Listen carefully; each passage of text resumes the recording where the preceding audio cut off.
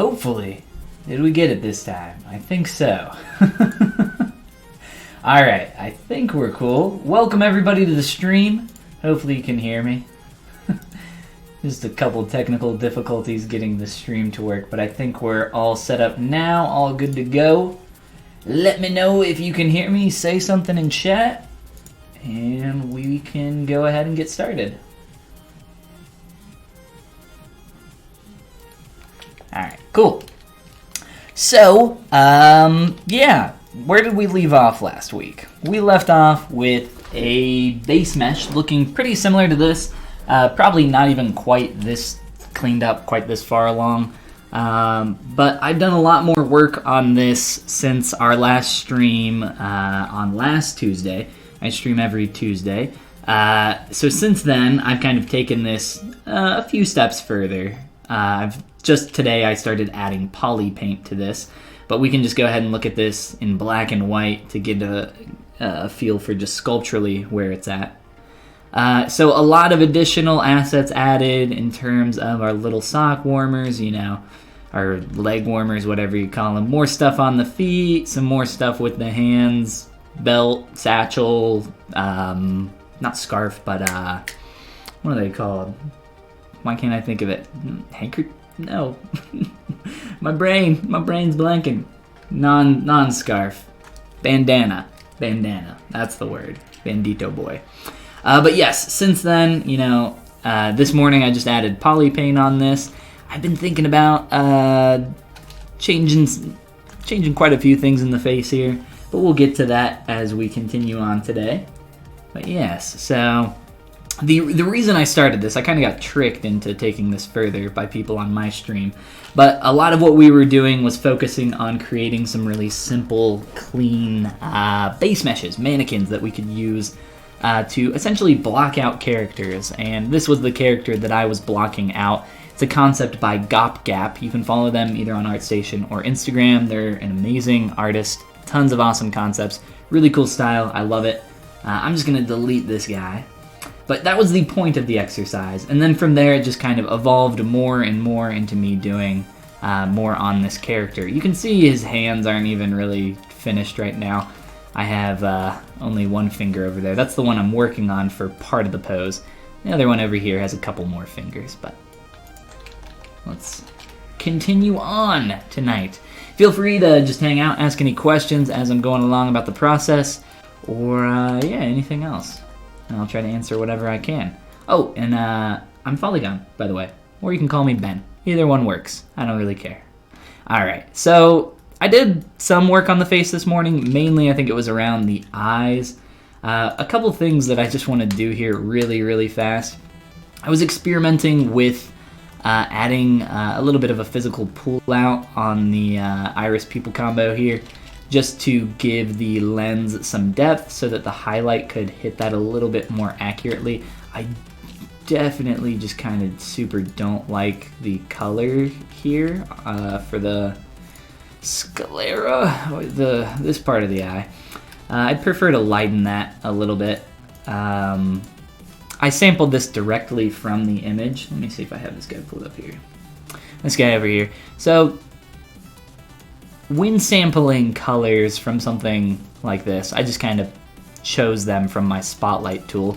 What's nice about ZBrush is, or one of the things that's nice about ZBrush, is that you can just sample colors from images that you import just by pressing the C key. As long as you have your spotlight wheel pulled up, then you can sample anything in your image here.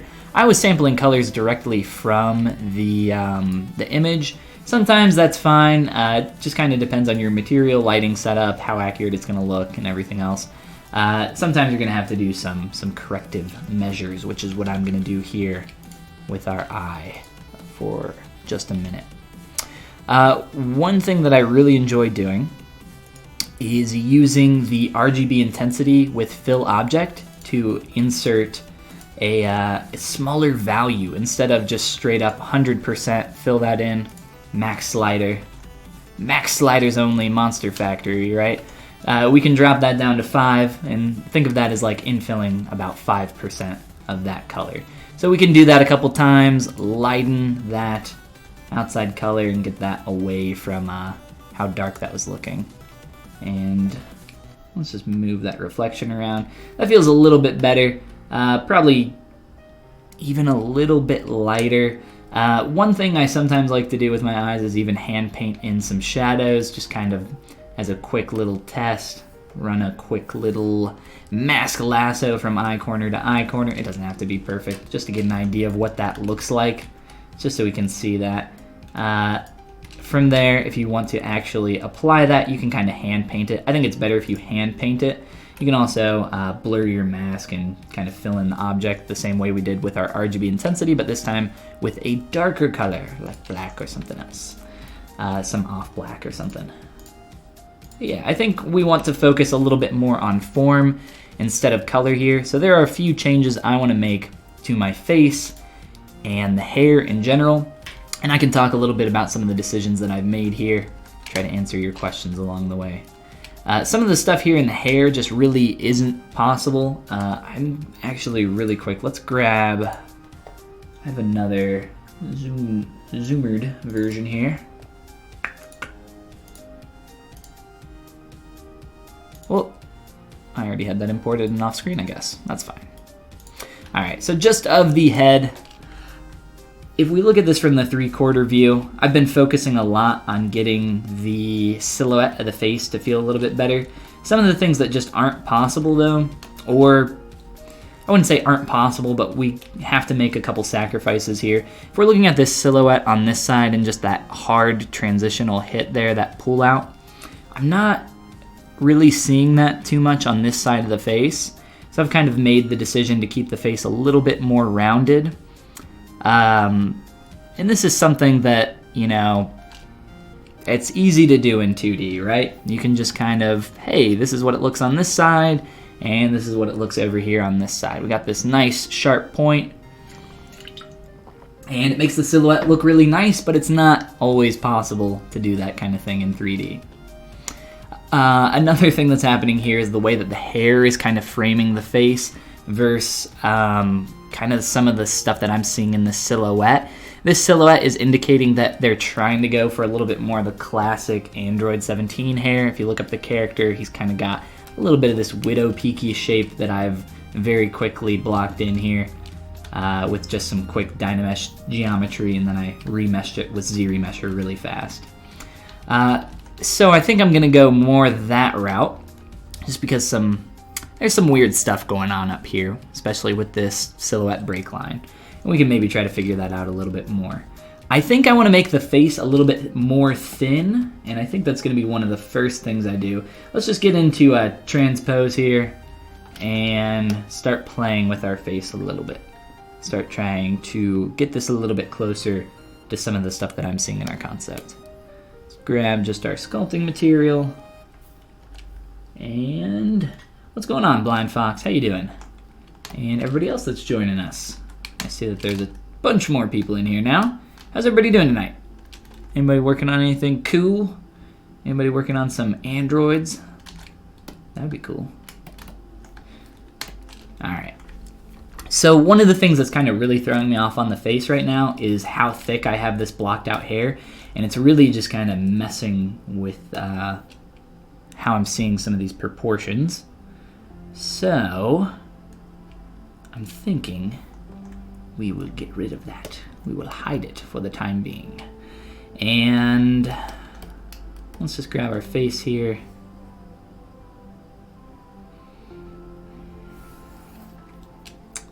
I want to try thinning out the sides of this character's head a little bit, just to see if this helps a little.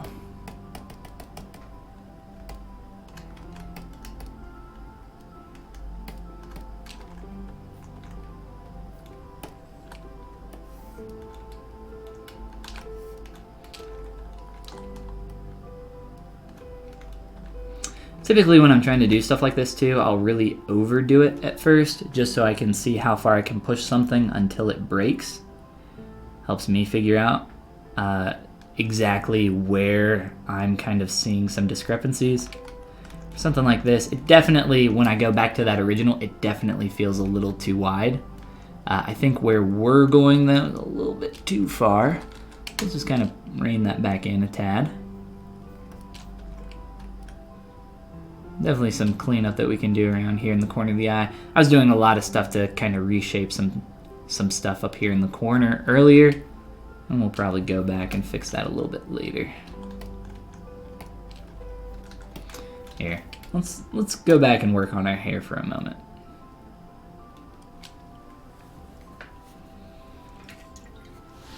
Working on some monsters. That sounds like a lot of fun. Ooh, you know what? I should. That's fine. Never mind. We'll just keep an eye on the clock. I was gonna say set a timer, but who needs a timer? We'll keep track of time. We'll be fine. And doing some hard surface stuff. Very cool. I love playing with the Z modeler brush in ZBrush whenever I get a chance. I love me some Z modeler. I don't know, I just kind of like poly modeling a lot in general. Most of what I do is kind of organic sculpting. Just kind of get in here with Dynamesh, ZRemesher, grab some of my clay tubes and move brush and go ham. But I really enjoy like the puzzle solving aspect of poly modeling. Playing with smooth groups and everything else to just try to figure out what something should look like low poly. Here's a good example down here on these little leg warmers. The low poly version of those. These were all Z modeled here in ZBrush. Just you know, bevels, extrudes, and that's about it on a cylinder. Nothing too crazy. That's what it looks like smooth though. There's probably some more changes that we'll make to that over time, but it's always fun. I enjoy it. Let's get back up here. So I think I do want to break symmetry on this hair, but I feel like we could thin it out a little bit more maybe before we do that. This is all just, like I said, poly modeled, so this is a little bit, or I'm sorry, not poly modeled, this is all just kind of like quickly dynameshed and junky, so might be a good idea to maybe just delete the thickness here and start over a little bit. Not quite start over, but at least delete this inner geometry. I feel like it's a little bit more in the way than I would like. Let's push it around for a moment before we do that. Also, it's really hard to figure out what's going on when it's black like that. I can't really see too well.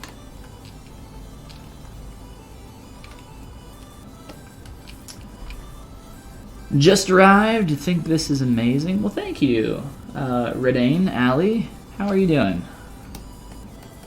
He's nowhere near done, but he's definitely a lot closer than he was last week. If you guys saw the beginnings of this character, and if you want to see the entire process, I've been streaming the entire thing over on my Twitch channel, and everything that I stream on my Twitch channel. I think there's a link somewhere in this general area. All that gets uploaded on my YouTube channel. The stuff that I stream here gets uploaded on the Pixelogic channel. Over on their, and by Pixelogic channel I mean their YouTube channel, sorry. My YouTube channel and the Pixelogic channel are where I have the process for this guy. So if you want to see the whole thing from sphere to where we are now, you can check it out. Everything was done from scratch. Except for the hands. The hands I had a little bit of a base, but I had made those hands in a previous stream, so you know, it's technically still from scratch.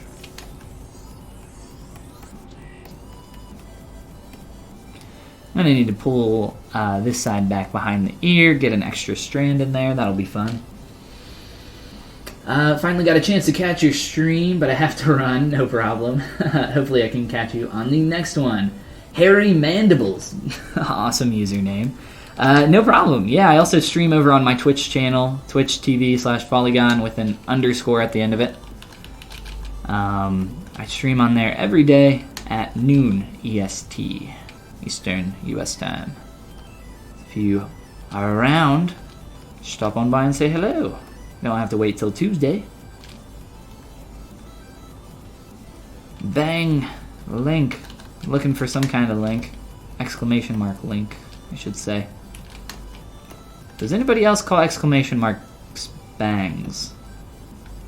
question. Any programmers out there in the audience tonight? I call them bangs out of habit. Or old habit, I should say. Link to your Twitch channel. Yeah, no problem. I think it's here. It's right up here at the top of the screen. I will type it for you. Twitch.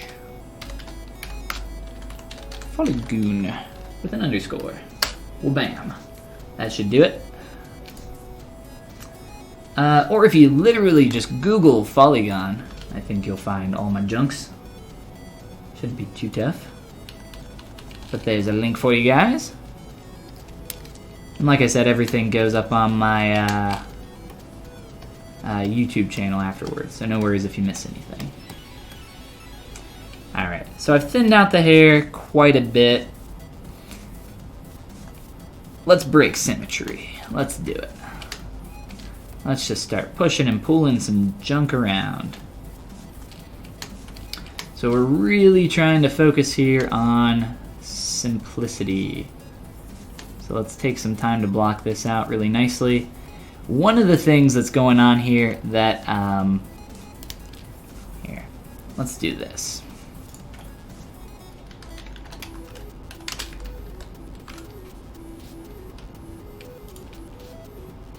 So this character's hair, like I said, they have this, a little bit of this kind of like widow peaky V shape. M, let's go with M. Out and flowing around. You can see a little bit of that here, a little bit better, just to get you, give you an idea of what we're looking at. Obviously, we have a completely different style on our hands here, but what's going on, so I'm seeing this hit in the silhouette, which indicates to me that we have more so this shape going on. But I'm also seeing the hair kind of flowing down and kind of coming a little bit more. This is too high poly. Just a little bit more in front of the face, lacking that sharp point here. So I'm trying to find that happy medium, trying to figure out what Gap was trying to do here with this illustration. So we'll figure it out. We just need to play around with it for a little bit in 3D. Try to get a little bit closer to what I'm seeing here in the concept. And I think breaking symmetry is probably just a good idea in general. Seems like these are pretty different on each side. So I'm fine with that.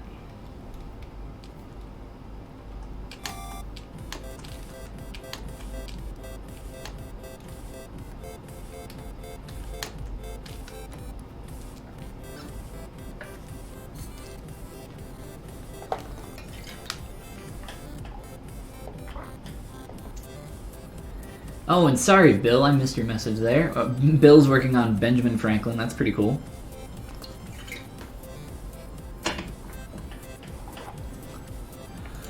My dad says, I don't know how true this is, but my dad says that he named me after Benjamin Franklin. Apparently. I don't know if there's any truth to this story. Or why.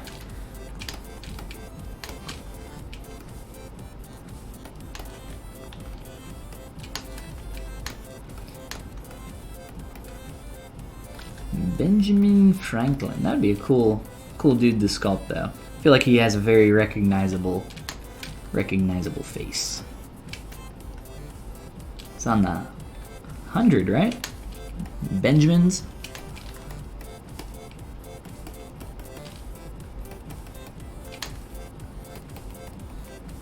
Alright, so I'm just trying to frame the face a little bit better here.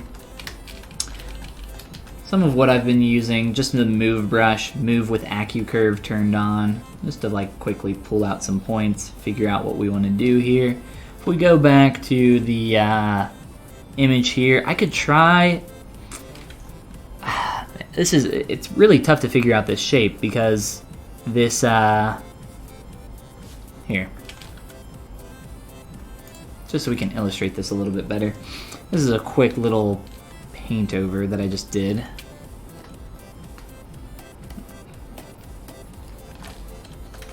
To figure out our banana face. We've got very much a banana face, but the or let's do a different color here. Let's do a green, sure.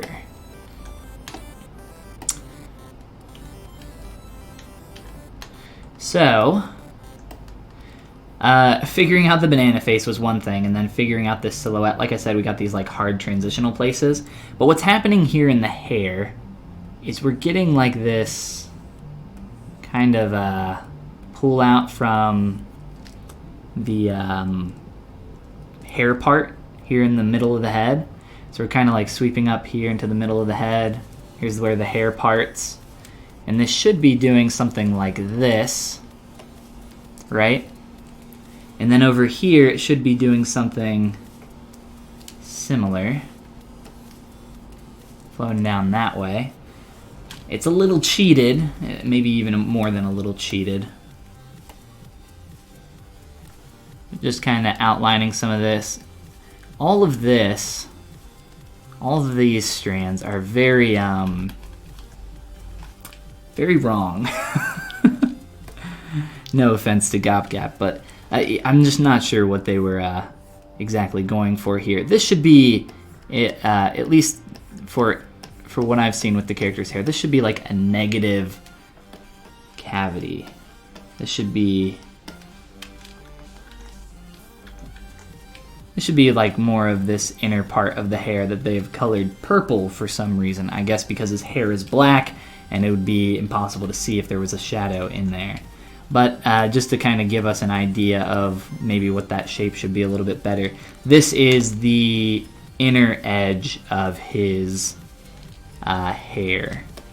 This is the inside, and everything past this edge would be on the outside of the hair framing the face, coming up through there. So that's my interpretation of some of the stuff that's going on here. This line is very interesting because I'm not sure if that's supposed to be the silhouette of the head or if the hair is just framing the face in a way to make that happen. It's an appealing shape, it looks great, I love the concept, but sometimes there's just some stuff here that makes it a little tough to figure out, right? So sometimes doing a little draw over can be helpful, but I'm more so doing that just to kind of illustrate what's going on there for you guys, so you can kind of see where my head is at. But we'll continue playing with it here in 3D and try to get it a little bit closer. So let's just do some more blocking out here, and we'll do some more stuff on the face. Mainly so far we've just kind of thinned it out a little bit. Let's go ahead and get a secondary strand in here. I like to use my cube tube brush for this kind of stuff. Just something really simple. Pull down and through. You can lower your Z intensity. Make that a little bit more thin. And you could also taper that. If you go into your stroke menu under, I believe it is curve modifier size, you can grab a few of these handles and start to tweak that, make it a little bit more tapered. Let's see.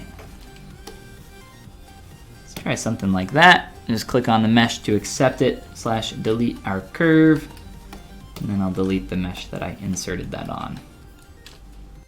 And then from there, of course, you can, modify this however you need. Delete some edge loops if you want to make it more clean. Add some edge loops if you want to spice it up, get some more geo in there. I will probably just leave it how it is for now and just work on framing around the ear a little bit better. We'll figure that out as we come through there. That could probably be a little bit more thin. I just want the major shapes right now. In terms of stray strands of hair, we can get those in later. That would not be something that I would be worried about right now. Same kind of deal when we're focusing on the character block out. Whenever you're blocking out anything and really starting to refine a shape, you want to think about the big shapes first. That's why we went into Photoshop and did a quick little kind of paint over here really quick. I think that's the wrong color. Nah, it doesn't matter. Quick little paint over here, just trying to figure out some of these shapes.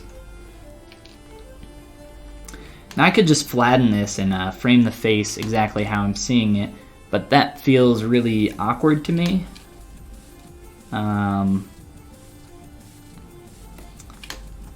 Let's see.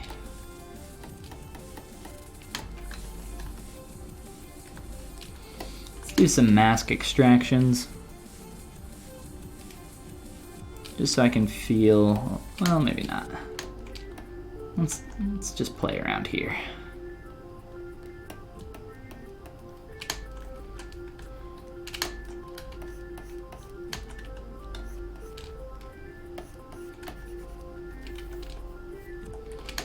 I'm just going to fill in that center line for now.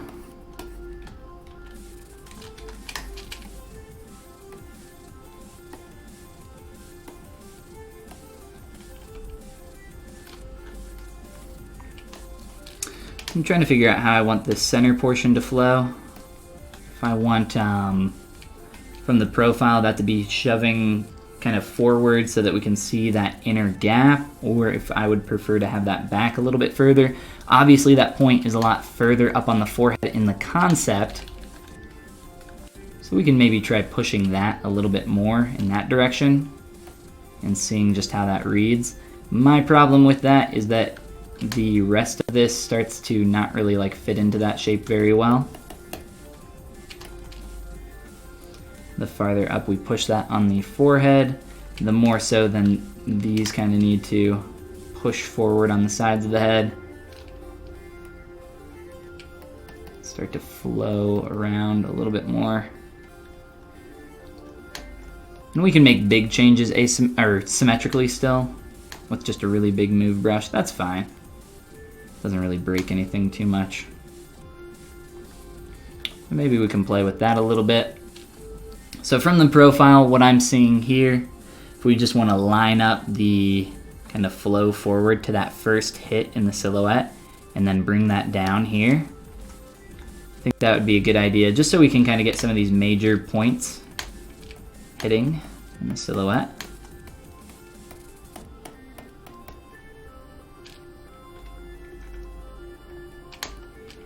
And then from there, we can think a little bit more about how some of this is going to work. We might be able to just add some thickness to that and go. I have a feeling it won't be quite that easy. It rarely ever is. Alright, so I'm seeing a little bit more of an angle here. Maybe try a quick little rotate out. It's got this beautiful windswept hair.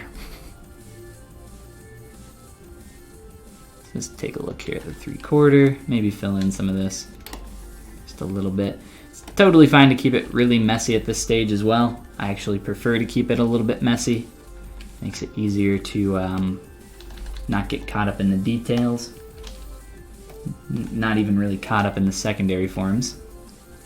Let's cut this in half and work on this one side at a time. For something like this, there are a couple, depending on what type of shape you slice up and split. If I were to run a close holes operation on this, it would try to blend between that area very awkwardly. Dynamesh tends to do a little bit of a better job with these types of holes. As you can see, it didn't really blend in between that middle area. So I tend to use Dynamesh on those specific types of close holes operations. This geometry doesn't matter at all at this stage in terms of how clean or how dirty it is. I actually want this to be pretty low res, pretty messy, just something that I can kind of start shaping up. So that's kind of where I have it right now. If anything, I could, drop the resolution even a little bit lower. Let's continue on here. I think the good thing that we did do though, just to get out of symmetry, because there's obviously just different shapes at work here, and trying to get this to work with symmetry on really isn't doing us, or it wasn't doing us any favors. So let's start breaking that up even more. No, I need that off. There we go. Tracy, what's going on? And Recyclum, thank you very much, and welcome. How you guys doing? we'll continue to shape this up. One move brush, move at a time. Let's lower that res. 200K. Oh no, I did it. I said 100. My Midwestern accent has come out. 200. My apologies. Alright, let's pull this down a little bit more.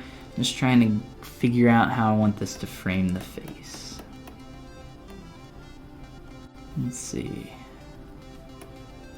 This is gonna be a little awkward at first, but that's okay. It's no fun unless it's a little awkward.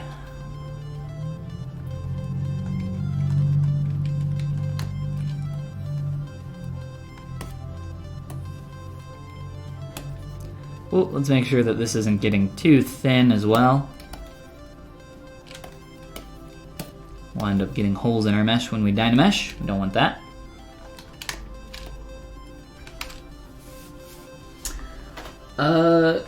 Going good. Follow you on ArtStation. You're amazing. That's very kind of you. I appreciate that. No need to suck up though. Come on. Come on. We're all friends here.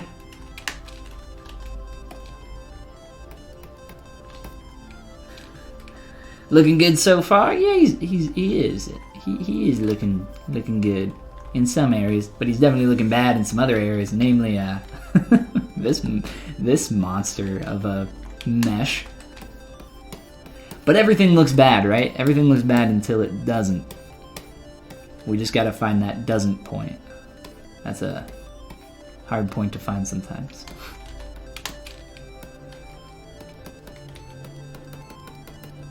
This is way too high.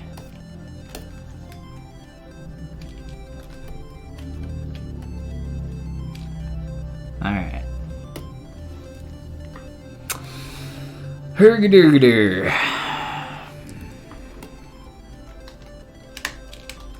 So grab, move back face, just a little bit of thickness. Pull this out from the face a little bit more.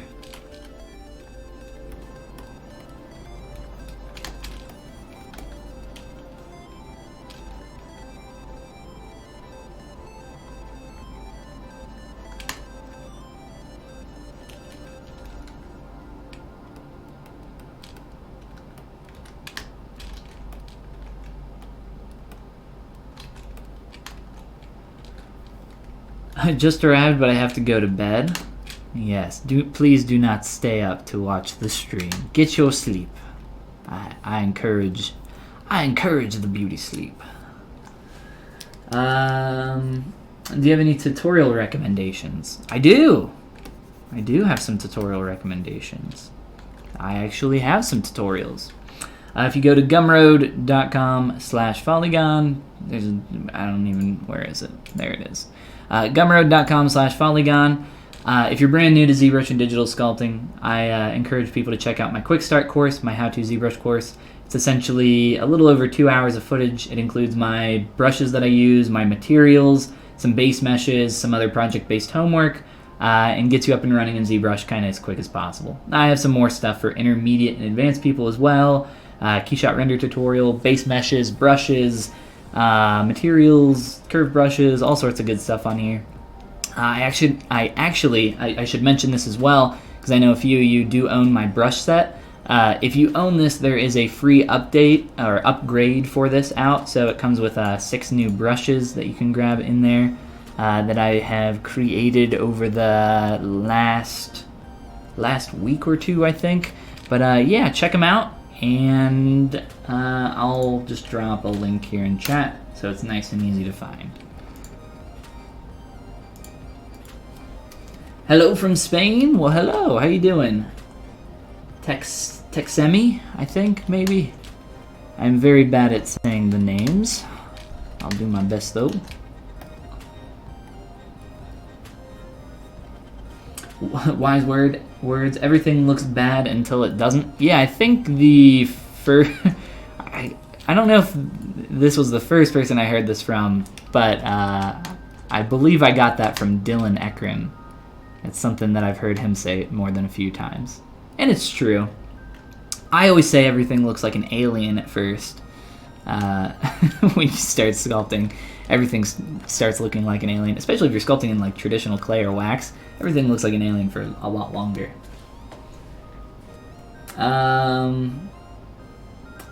I have to go to the dentist in the morning. Well, I hope you don't have any cavities. Noted you down. Defo check out the tutorials. Well, cool, man. Thank you. Appreciate it. Good luck at the dentist. Make sure you brush them teeths.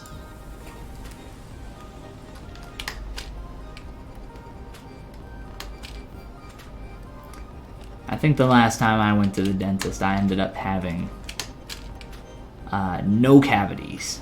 I haven't had a cavity in a while. But come to think of it, I haven't been to the dentist in a little while. I'm probably a little overdue for a dental visit.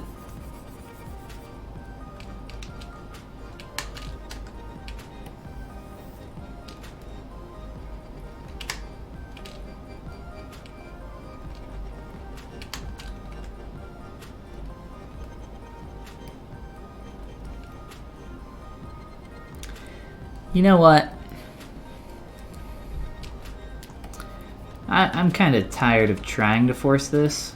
I think I'm just gonna sculpt what I see and let's go from there. I'm trying to make something work that I just think isn't going to work, and I'm fine with this. So let me. This is the hard side over here because of the silhouette point here. That one point is gonna drive me crazy.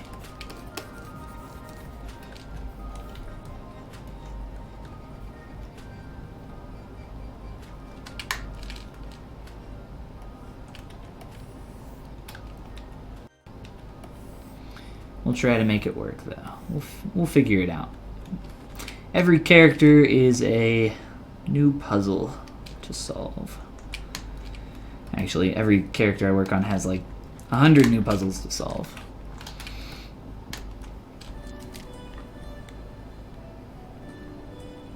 Really want the stream to have subtitles. If somebody could type and translate in real time, that would be awesome. You know what? Give it a few years and I'm sure the technology will just be there to do it automatically for you.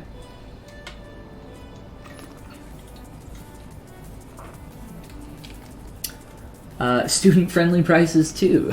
Appreciate it. Yeah. Yeah, I try to, not break the bank. Have a problem making bodies with a cartoon style or Disney Infinity style. But in the same way, it looks amazing and interesting what you do. Thanks. I would recommend for the, stylized character style. Let's see here. I was showing these off last stream, here last Tuesday. There's a couple mannequin just blockouts. I would highly encourage you to try something like this. I think this will help you out a lot. Just something small, something simple.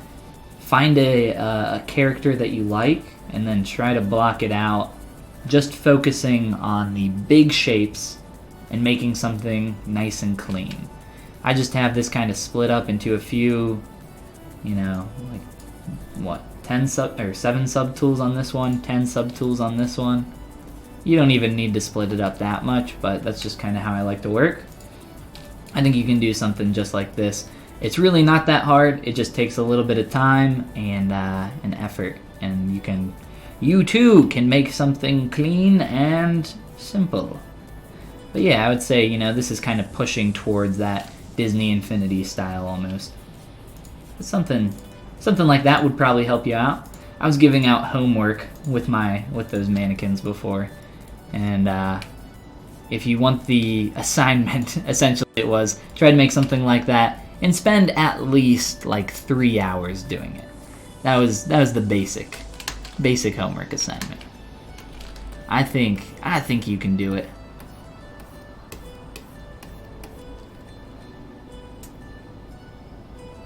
Your pearly whites are ready for war. Well, good luck. Good luck to you. Go get some rest. Catching the Z's. Or the Z's, as they say in Upside Down Land. Good morning, Ramesh. Well, it's pitch black out here. It's nighttime for me, but good morning. Your shapes are singing. Oh no. Is that a good thing? I hope so.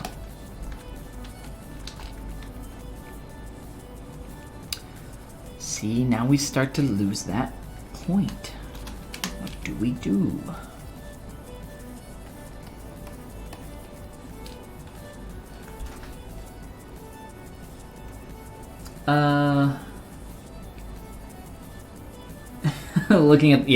Looking at the way his hair sticks out in the silhouette makes you think his skull is shaped similarly. I actually ended up changing the shape of his skull based on the hair a little bit, so I did make some changes based on that. You can see that he's got a very kind of shelf-like face here, very, very flat. But as we rotate around in 3/4, you know, it makes a little bit more sense. I might kind of pull that back a little bit, but at least for now I'm gonna keep it. It's not really bothering me too much yet, but we'll see. We shall see. Hair is always something that I try to spend a lot of time on to make sure that I'm giving it the attention that it deserves. Let's see here. So like from here out, right? What can we do in an attempt to meet that silhouette? What stupid thing can we do to start getting some of these shapes?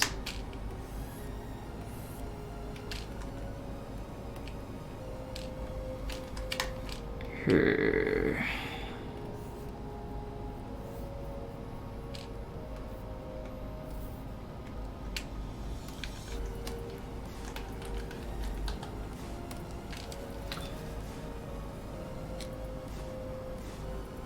No problem, Redane. Have a good night. Go Brazil.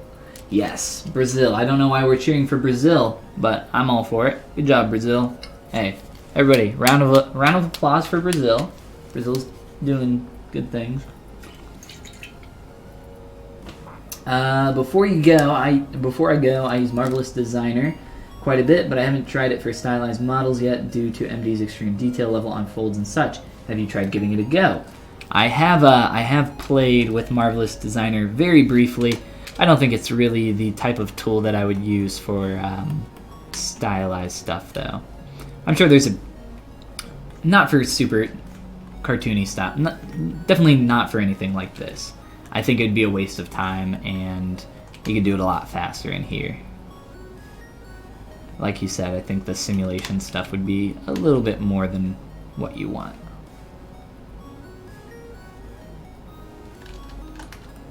A little more than you bargained for.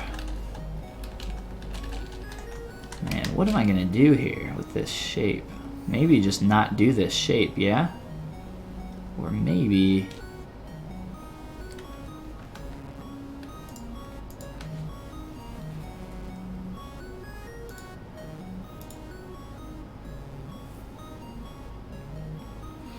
how can we, like, cheat this?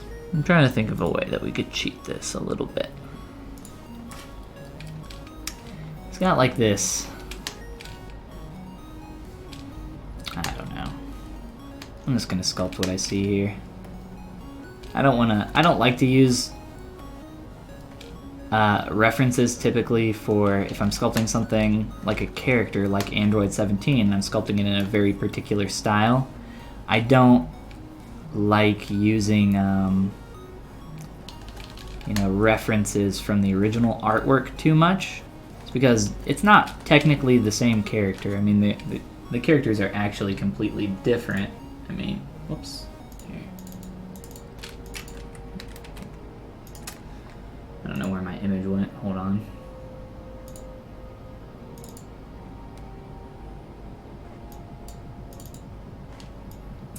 I mean, they're just completely different characters, right? It's just a completely different style. Obviously, it shares the same name. It shares a lot of the same color schemes, but shapes, everything about this is completely different. So I don't want to use that reference too much. But holy butt, what is going on with your face, dude? What is going on? It's this one point, right? It's like not even that much of a thing.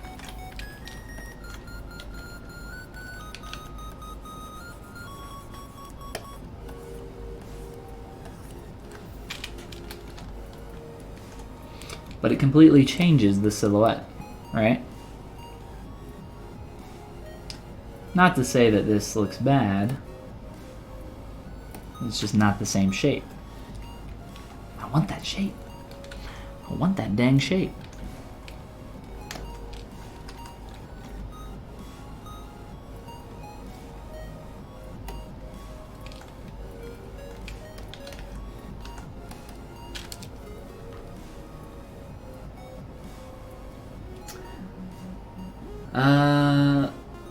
I admire your work. Congrats. Well, thanks, Texami. Appreciate it.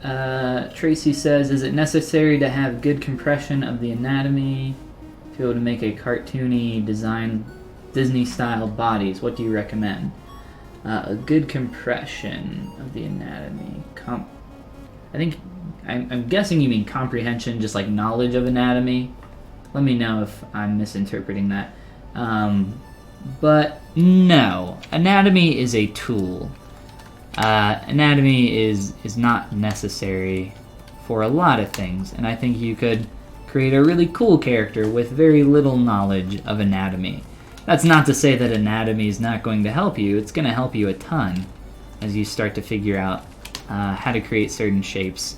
And even for something like this, even for something hyper stylized, it'll really help you out in figuring out where certain things need to be, figuring out proportions. Even though this is like a super lanky dude, he's not extremely accurate to standard human proportions you might see. But with that said, it will. I think there's no harm in learning as much as you can, right? The more you know, the better off you're gonna be. The more you know, rainbow over my head. Somebody Photoshop that.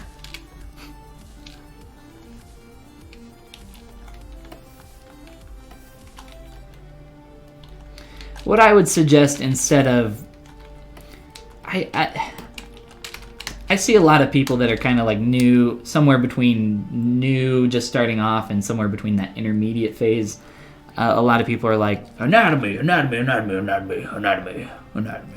The truth is, I would say only study what you need. I kind of try to tackle a lot of that stuff based on, project-based. Do I need this thing right now? If I'm sculpting a character and I'm like, man, I just can't figure out these clavicles. Well, guess what? I turn around and I grab this book, actually. Atlas of Human Anatomy for the Artist. I think it's by Rogers Peck, right? Stephen Rogers Peck. Then I'll go in, look up some clavicles, blah, blah, blah. I have like every other page folded in this dang book. I'll probably look in the glossary, take a look at some skeletons, go crazy. But like I said, I would try to keep it more so for, what you're trying to focus on. If you try to like blanket cover everything, I don't think that's a bad way to learn. I just think it's better if you're in a situation where you're like, I don't know how to make this shape or how this works. Let's study it and then actually do it, actually create it. I think that's a really good way to like practice and learn stuff.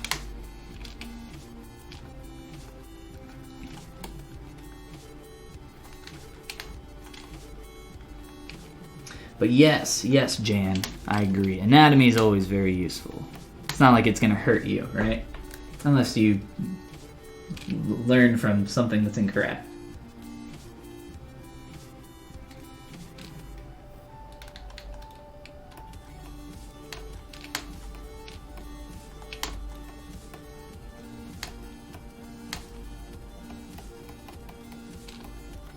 But like in this face, did I use anatomy knowledge?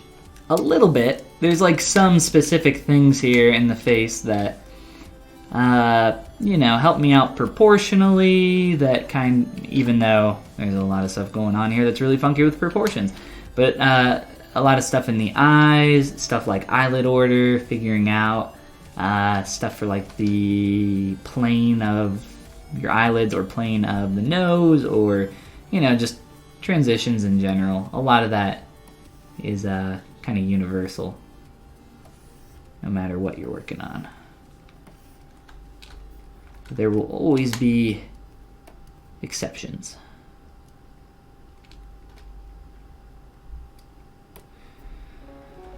Oh boy, let's see.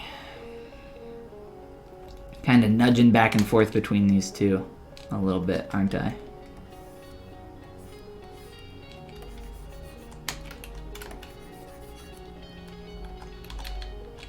Let's do this real quick.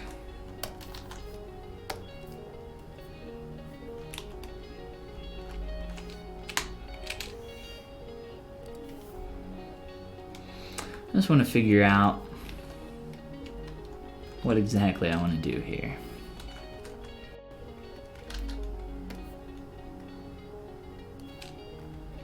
What's more important to me? The silhouette or the framing of the face down here? Probably the silhouette.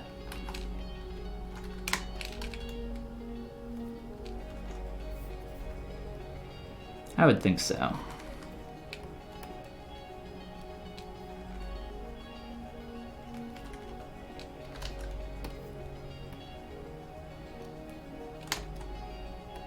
So let's kind of go back a little bit to that style that we had before, where it was a little bit like kind of pushed in here.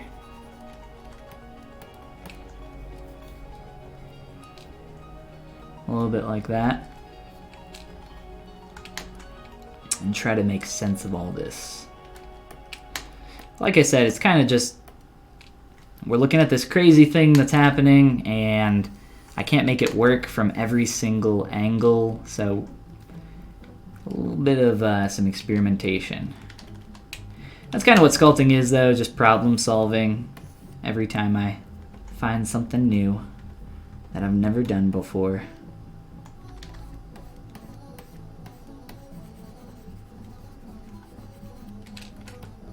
Just gotta be a little patient.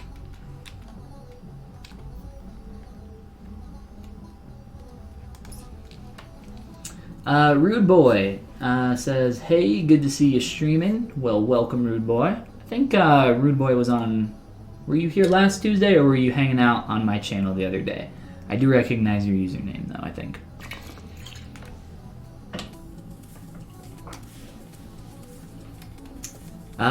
Jan says, what was that author's name? The Atlas of Human Anatomy was Stephen Rogers Peck, with a P. Let's see. Doing a project for university, I felt bad because I couldn't do my own concept, but that's not really my job as a 3D artist. I'll be working off of people's concept. Yeah, I mean, I do the same thing. I'm a terrible concept artist. I feel like I'm a creative person, but the role of concept artist exists separately from the role of production artist. I know plenty of people that are amazing illustrators, but they're not very good at coming up with their own concepts. But they can draw some really cool stuff, you know? Doesn't mean that they're not talented, doesn't mean that they're not good at drawing or painting or sculpting. Just that they don't do that one specific part of it. And that's why concept artists, concept artist, singular, exists as a job in and of itself, right? Because it somewhat exists outside of the art, or the realm of doing the art. Let's try pulling this back even more.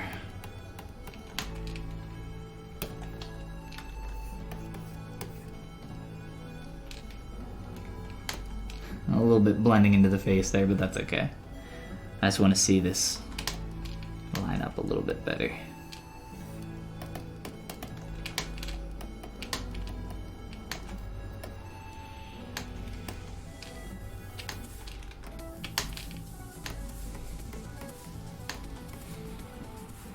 It's definitely getting a lot closer.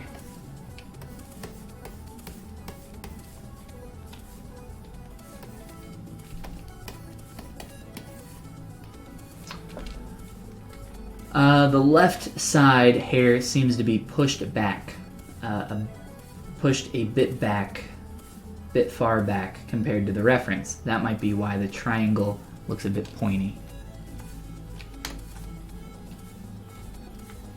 I'm not sure. Not sure what you're saying. The left side hair. Are you talking about in the concept or in the sculpt? Seems to be pushed back, pushed a bit far back compared to the reference. Okay, I see what you're saying. This seems to be pushed a bit far back. Yeah, that's because we're trying to make this section work here. Maybe I don't understand what you're saying.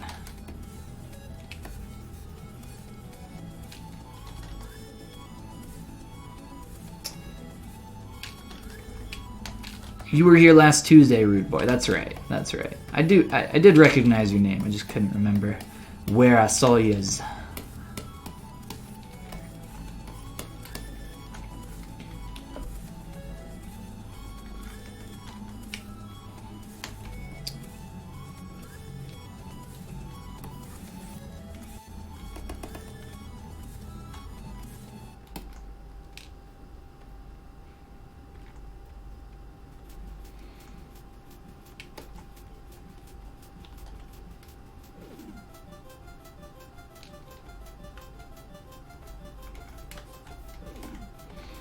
And obviously, you know, we have this huge point on one side and not on the other.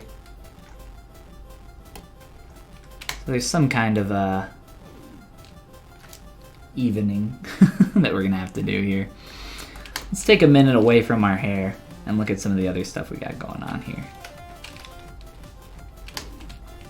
As I nudge my hair just a little bit more. In the face, here's another perfect example of some of the stuff that's happening in the hair. I think I pointed this out earlier, but if we look at the transitional area here in the cheek, we get this really sharp point here, right? We get this nice 1, 2, 3 down, 1 line, 2 line, 3 line, this really sharp point. But we don't really see that too much on this side. Same with the hair. The decision that I made on the face was to just end up rounding that out, keeping it nice and clean. And I think that might be what we end up doing for the hair as well. I still wanted to try to push it. I did the same thing in the face. I tried to see how far I could push that to get it to a good place, to get it to make sense. But sometimes, you know, certain things aren't possible in 3D. Sometimes things are just, you know, cheated so far that they break. I've definitely worked on characters that have been cheated in such ways that, you know, arms and legs are just differently proportioned or even completely differently shaped on, you know, what should be the symmetrical side of the body, right? Arms and legs shouldn't typically be different, but I've worked on characters that are, you know, just illustrated that way, and just depending on the situation, I'll, you know, decide if I need to push it that far or not. In this case, I think it's going to be better off if we make this read a lot better from every angle instead of just that one heroic angle that we see in the reference there. Alright, let's take a look at some other stuff that I got going on here. Where did our image go here?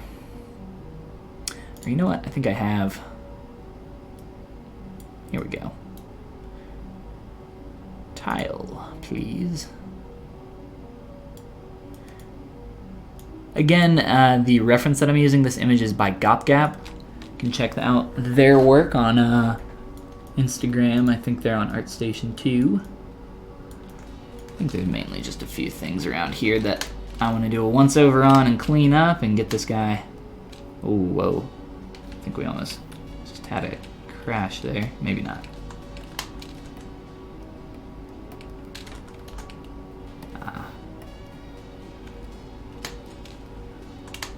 So just a few things that I've been noticing that I've been wanting to take care of and just kind of put on the back burner for a little bit. Typically things that are just really simple and quick to fix. here's another really good example of something that's cheated a little bit.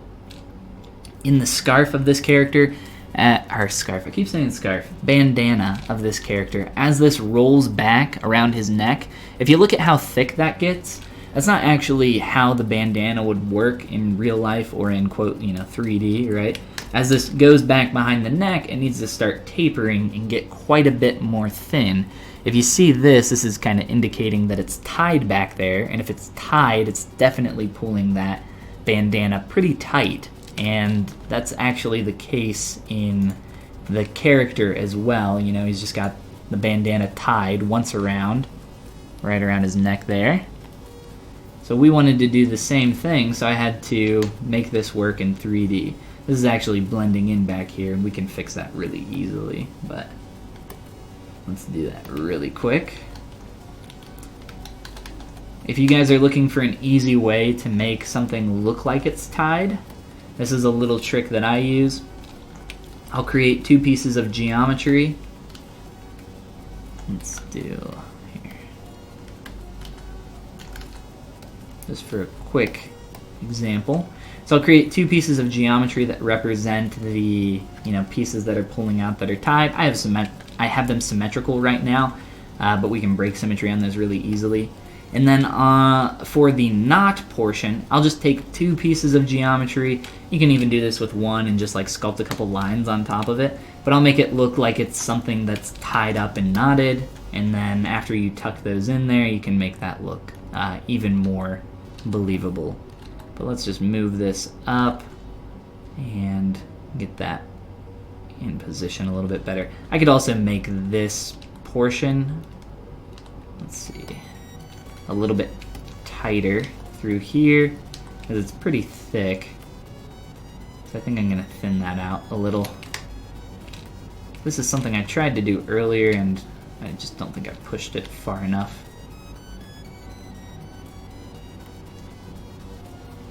Let's hide everything except for our scarf and our shirt.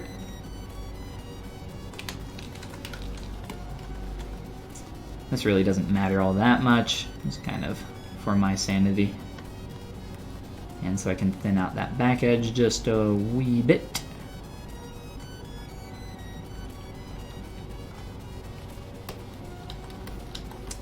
And maybe pull that up.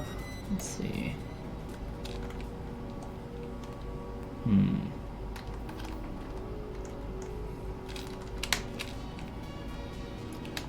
Try to make this interact a little bit more realistically so it's not just blending into it.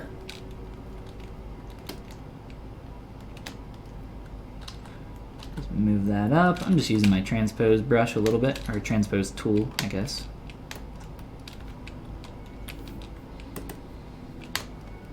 And we'll move that bottom edge. Oops.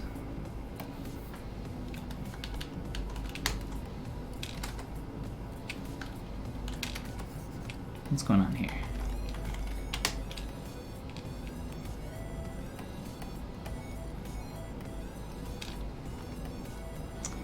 Make sure that that's flowing nicely through there. We're getting a nice kind of tapered shape. And this is all the stuff that I spend a long time, obsessing over a little bit. It's kind of necessary if you're trying to create some really clean, stylized looking characters. I like to focus on getting some really nice, clean shapes. And to do that, this takes, a little bit of time. It's really not too hard, though.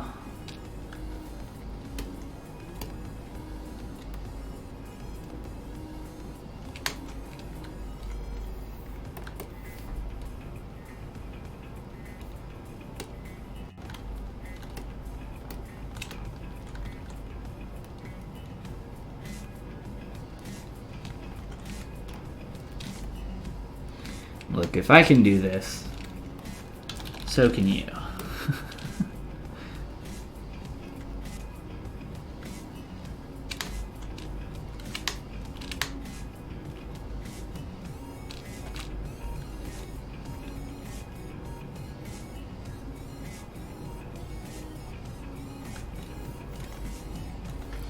Check that distance read. I think I'll probably increase the scale of these guys a little bit. But other than that, it's starting to interact a little bit better there.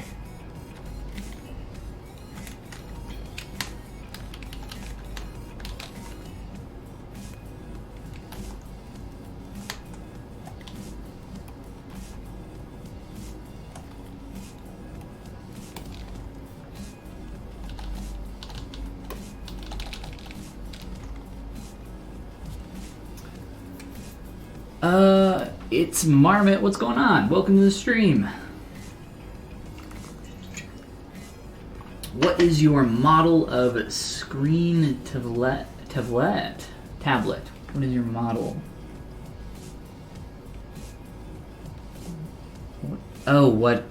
What is the model of my tablet? It's a Cintiq, Wacom Cintiq. What is your hotkey to go to the lowest subdivision level? Just the default. Shift D to step down and D to step up. You can see it jumping down here. I just press it a few times. Nothing crazy.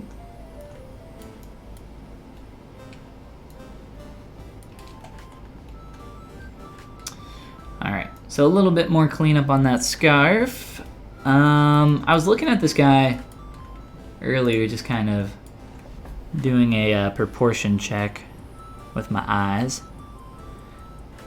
I was thinking of maybe making the torso a little bit longer and a little bit wider in the shoulder region. I think I'll probably wait to do that until I get into posing. I kind of want to make this guy's head a little bit bigger too, right now. I feel like it's a little on the small side. So I actually had his head a lot bigger at one point, and I scaled it down. So it's a really common thing. I don't know why this is. Maybe somebody here knows. It's really common for 3D artists to make characters' heads and hands a lot smaller than they should be. So I typically try to make my heads a little bit larger than I think they should be, and then they end up being about the size that they actually are. They end up being a little bit more accurate. In this case, I think the head is a little bit too tiny though. So I'm in Transpose Master. I'm just gonna adjust all this at once. Make sure I get all of that. And we will just scale this all up. I'm gonna pick this pivot point manually, or the scale point / pivot point, kind of. I don't want this to freak out too much.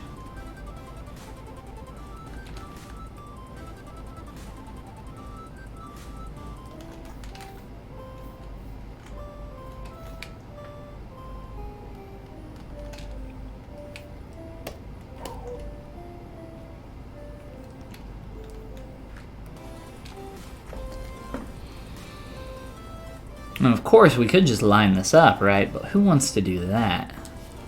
Why would we do that?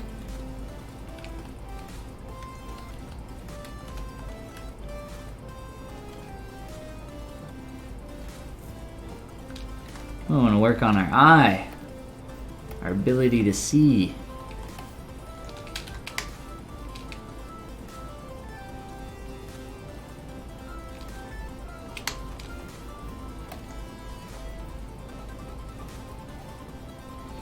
Once we go into expression, we'll change a few things here in the face.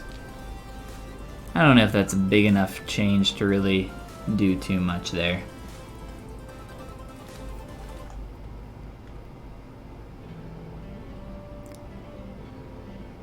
And it might be my hair. It's kind of messing with me a little bit.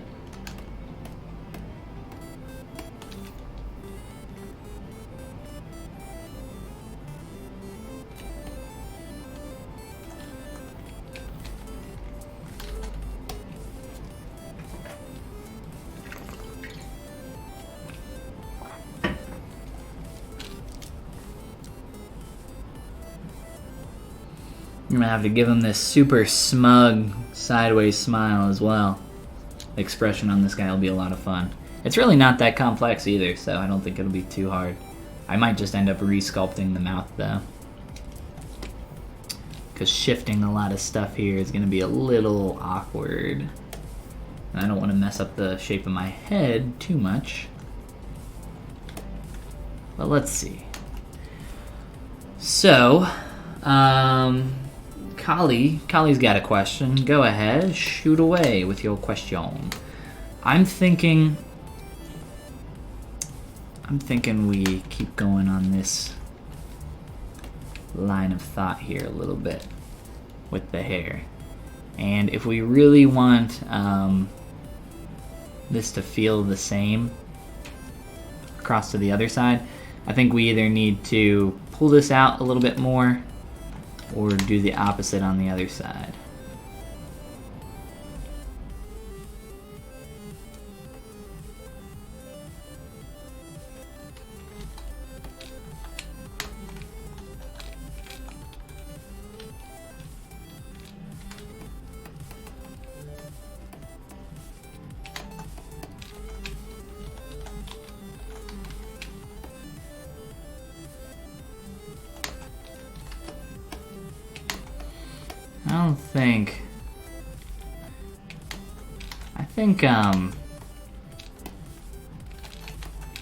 I think I'm gonna have to play with this for a while to figure out exactly what I want to do.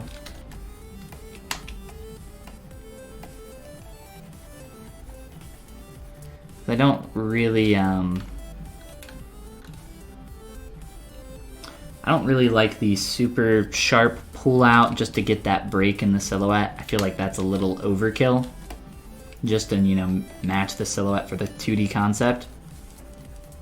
I've done stuff like that before, but I feel like that it just doesn't really work here. So I'm kind of fine with taking this a step back, rounding it out a little bit. I think doing that a little bit more to this side, though, would be a decent idea.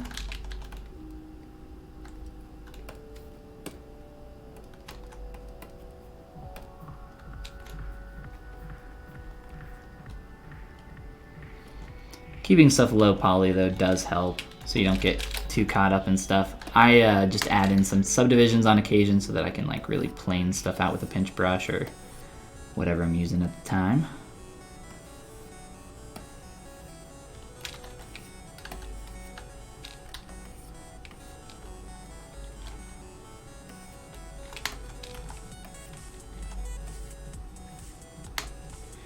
I'll also mention, if you guys do have a question about something that I'm not working on at this time, don't feel like you have to wait to until I get to a specific area. Like if I'm working on the hair and you have a question about how I did something in the face, you can jump over there really quick, especially since it's not too far.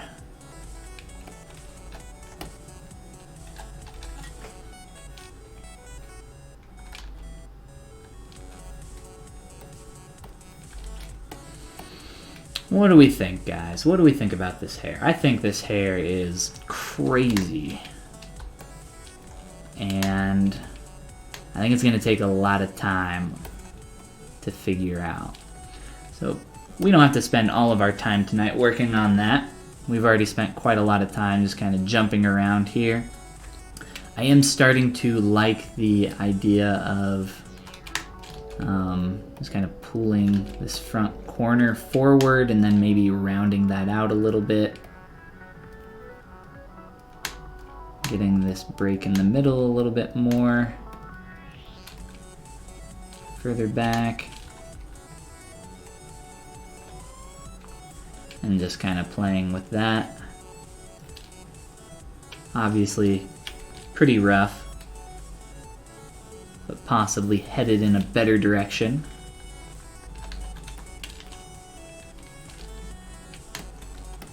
This is also pretty laggy.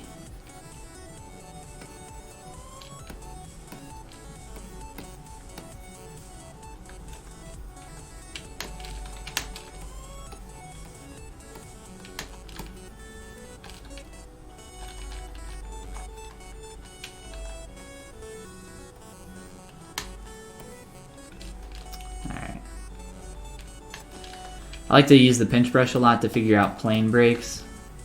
Knock it back a little bit with some other brushes like the trim.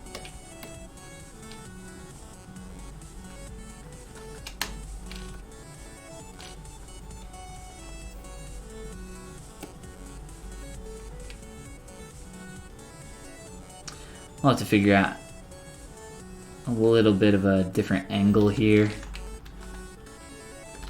to make this feel a little bit more natural from the other side. So right now it feels very strong.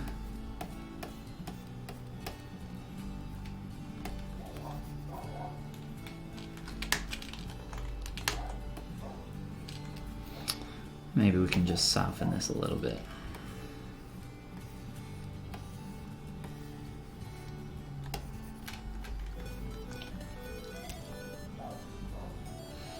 Yeah, I don't know. I feel like that starts to lose some of that a little bit too much on the other side. We'll play with it. We'll play with it. Let's take a look down here for a little bit. Are you doing the entire portrait or just the chap, the guy? Android 17. I do plan on doing Android 18 at some point, but it will be for something else. I've talked a little bit with Gap about something, but I'll have more information about that later. A little hush hush, top secret.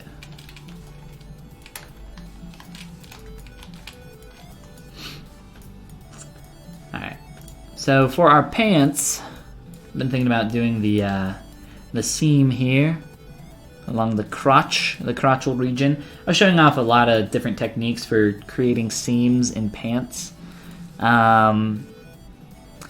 Probably before doing something like that, I would at least maybe try to get some of the folds that we're seeing right here in this area. For most of this kind of stuff, you know, something like this in the jeans, I like my sharp soft edge brush a lot. You can use a really large brush very gently and start the beginnings of this form. It doesn't have to be perfect right away. Just get it headed in the right direction. A few strokes here.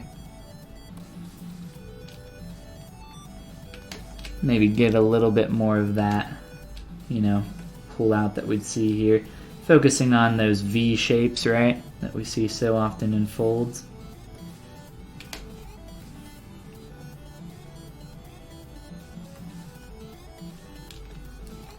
And just start kind of blocking those out. Typically when I do this kind of stuff as well, I like to work in my Follygon clay material. And just kind of block that out a little bit.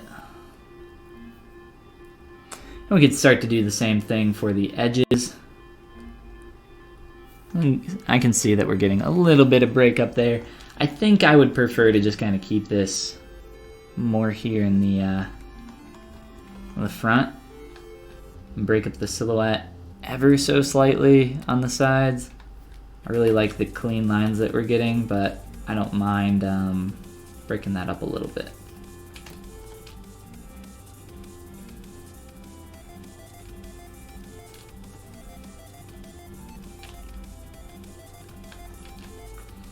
I'll just do a few kind of zigzaggies, right? Everybody loves them zigzaggers. Zigzags for days. I could have probably just mirrored that as well, but, you know, we'll just get a few more in here. Also, for this kind of stuff, I try to, you know, change my brush size as often as I can, so we're not getting too repetitive. I'm just trying to keep these pretty simple. And we'll start getting some cleanup in here. I just like to block this kind of stuff out with my soft, sharp edge brush, and then typically hit it with like a pinch or my MAH cut. A couple of these other brushes that have that pinching effect.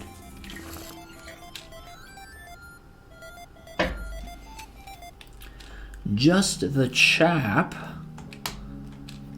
Is chap a, is that more of an Easterly thing? European, maybe. Most At least here in the US, I don't really hear people say chap very often. Let's see. I don't want to go really overboard with this stuff either, which is very easy to do, especially on something like this. Like down the length of the pant leg, probably once we get into posing, I'll do a little bit more asymmetry, of course, but I'm not seeing a ton of folds going on in the pants. We can maybe hit a few different areas where maybe we could indicate some of that. For the most part, though, I think we're fine.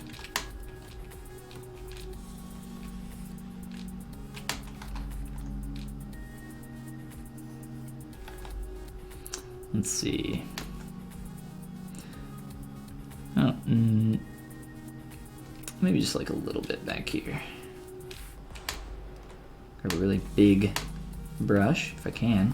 Can't even increase the size.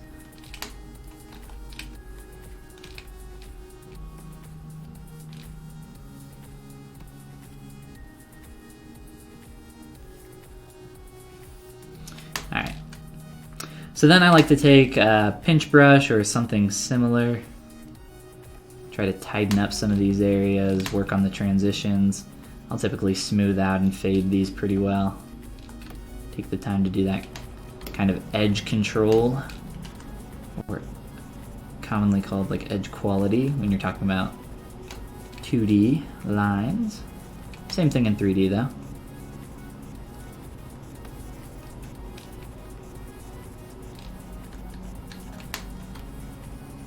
So I use my subdivision levels to kind of step up and down and go through there and fade some of that stuff out.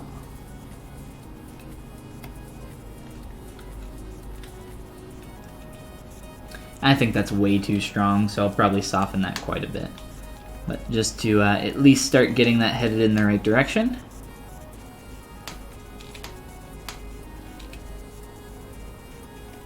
Just so you guys get a little feel for the process here.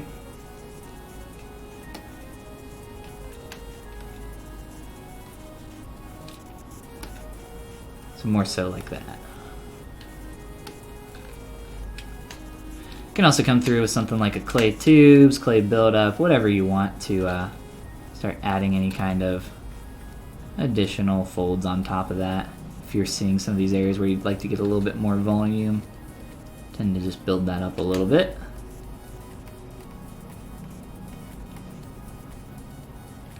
Just a couple brushes, nothing too crazy.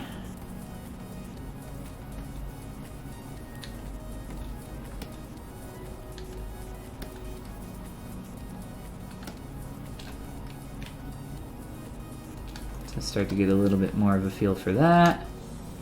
And maybe still even a little bit too strong, just kind of looking at the distance read. Maybe not. We'll come back to it though. Let's go through some of these other lines that we've spent some time building up. Start cleaning this. What I really like being able to do with the pinch brush is holding the Alt key while using it and pull in on specific areas to like tighten up a negative point like that. Obviously very sharp, but you get the idea.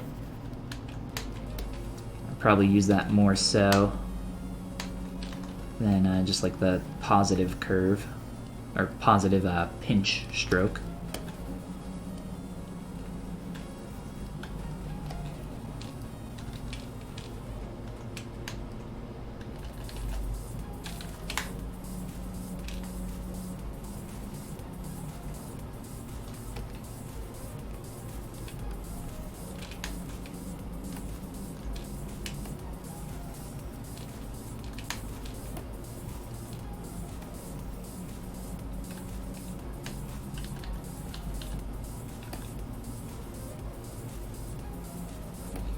On a lot of these, I'm using the alternative smooth function as well. With it, if you're not familiar with, you just start using the smooth brush and then let go of the shift key while you're smoothing.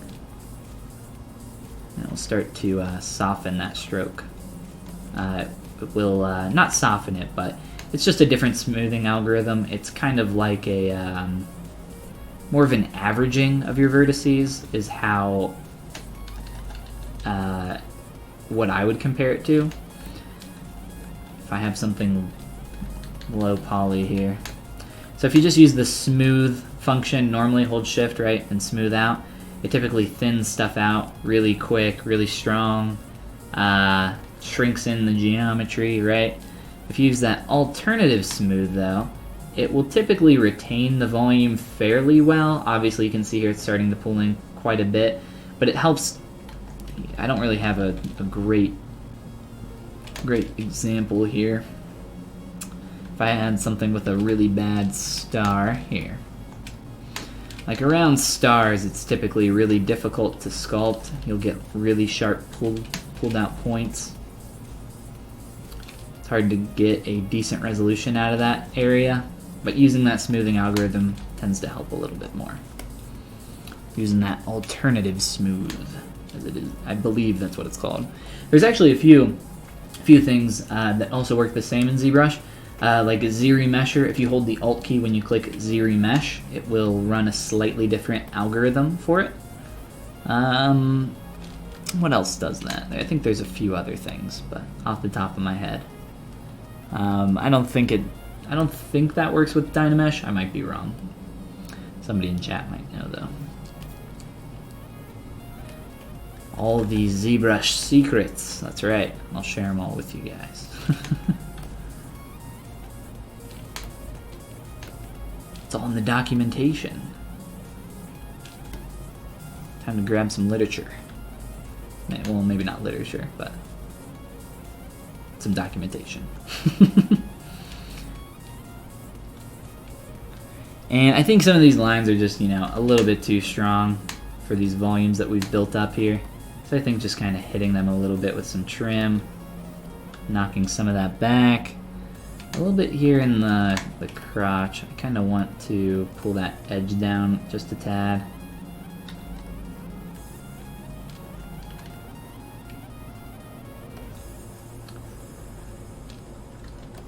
I'm just starting to get into some secondary forms here. For the actual seams, I'll probably do the front seam before I break symmetry, but for the sides of the legs, I'm thinking that I'll probably wait. This pose isn't very extreme, so I could probably get away with it very easily. If I'm just sculpting a character though, like this, a lot of the time I like to wait to do some of those fine details like seams or some of those things that might shift and break after I pose. It's just a little bit easier for me.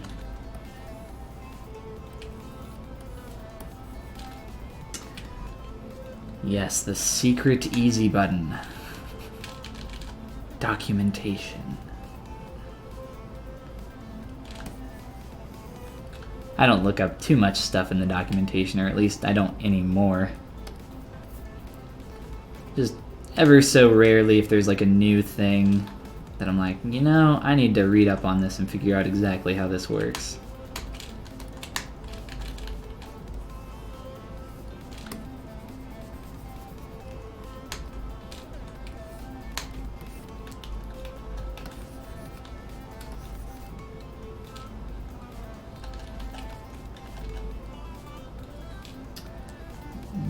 Benja, what's going on? Nice name.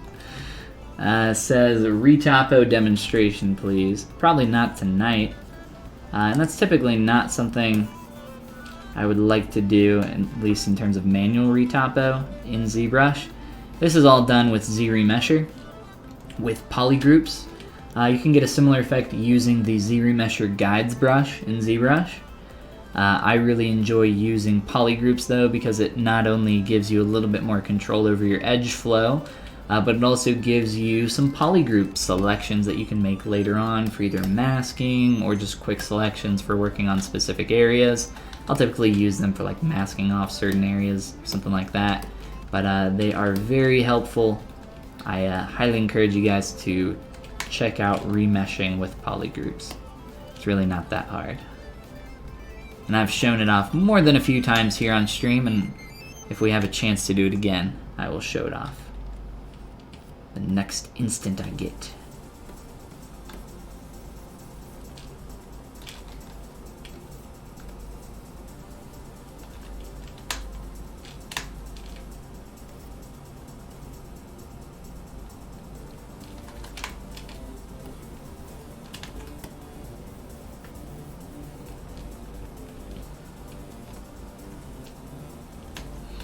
We can also think a little bit about how the belt is interacting with the pants and try to create some more folds around some of that area.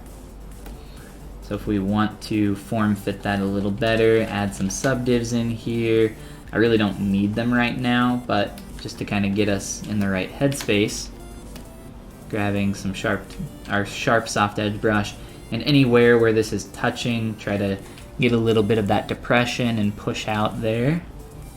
So we could try to focus on that a little bit too. Maybe some through here. Some of that extra little pull out. Just some quick few extra lines here.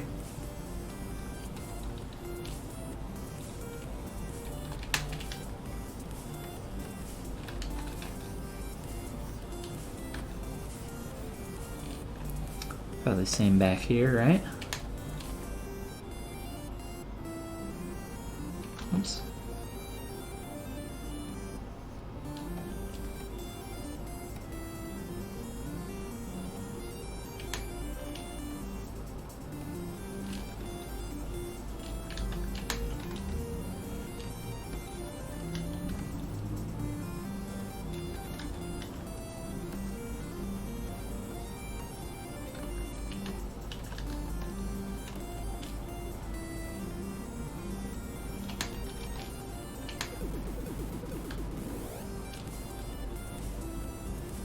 It's a little bit looser or more loose over here. It's kind of just hanging off based on the angle. I'm not entirely sure what the purpose of this belt is, especially when it looks like he's got another one actually around his pants. I guess this is just his utility belt for his satchel that's like barely hanging on. I don't understand the physics of this belt is what I'm trying to say.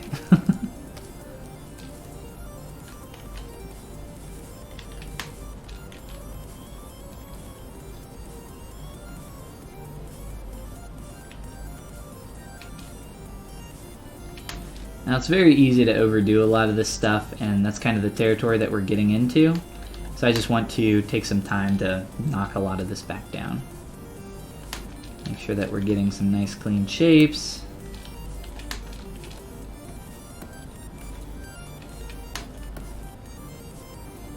Don't want to get too into that super like sharp form transitioning area. A few here and there aren't bad though.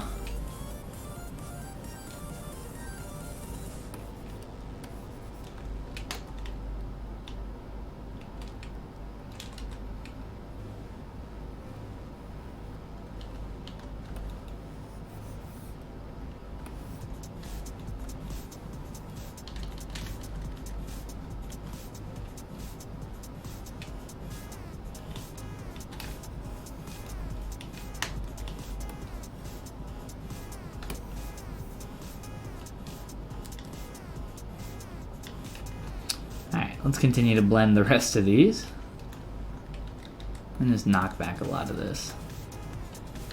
Getting a little heavy-handed.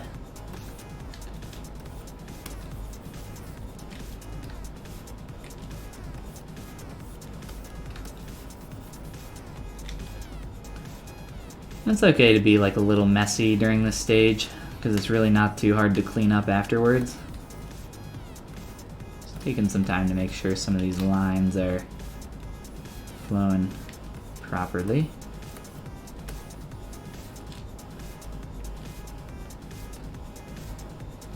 And you know, this is, the material here I don't think would have quite as much buildup of form as we're getting in some of these areas, so it's kind of knocking back this a little bit more too.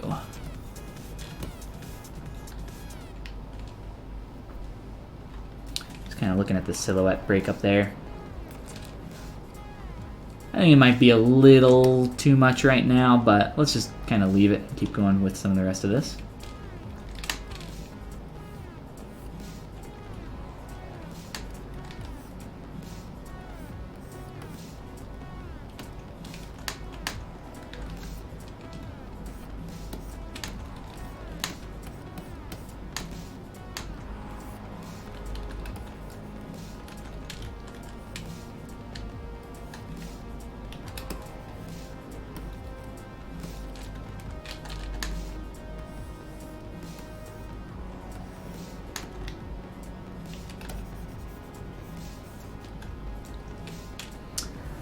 Do you have any good books or references for form and curves, basic theory of shapes, etc.? I skipped most of the fundamentals, unfortunately.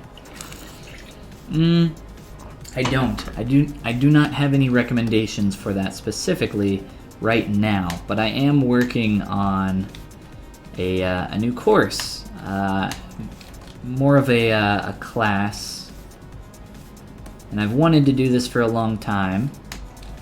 But an actual class with some live elements where I'll be able to interact with you guys and have some opportunities for some project-based homework, some critiques, kind of go through the whole character creation process, and also talk a lot about those fundamentals, which are pretty much everything when you're talking about sculpting characters in more of a stylized appeal, right? At least to me, that they mean everything. So I've been wanting to do that for a while, and that's something I was actually working on a little bit this afternoon. And I'll have more information on that soon. But as of right now, no, not any specific references for books. But hopefully here soon, I'll be able to point you in the right direction. Some more video-based stuff. The basic idea is to have, pre-recorded stuff for lecture, some live sessions for critique, for feedback, and any questions about like homework assignments or anything like that, and just general kind of Q&A about process or some of the stuff that you just mentioned, kind of like the fundamentals. I definitely don't have enough time, I don't think, tonight to go over too much of that stuff, but I would be happy to, and I have done this many times on my stream, kind of talking about a lot of these fundamentals, and I would be happy to do it again. I don't mind, talking about the same stuff over and over, as long as there's somebody asking. So maybe next time here we can do a little bit of some fundamentals. Some of the things that I try to keep in mind while sculpting.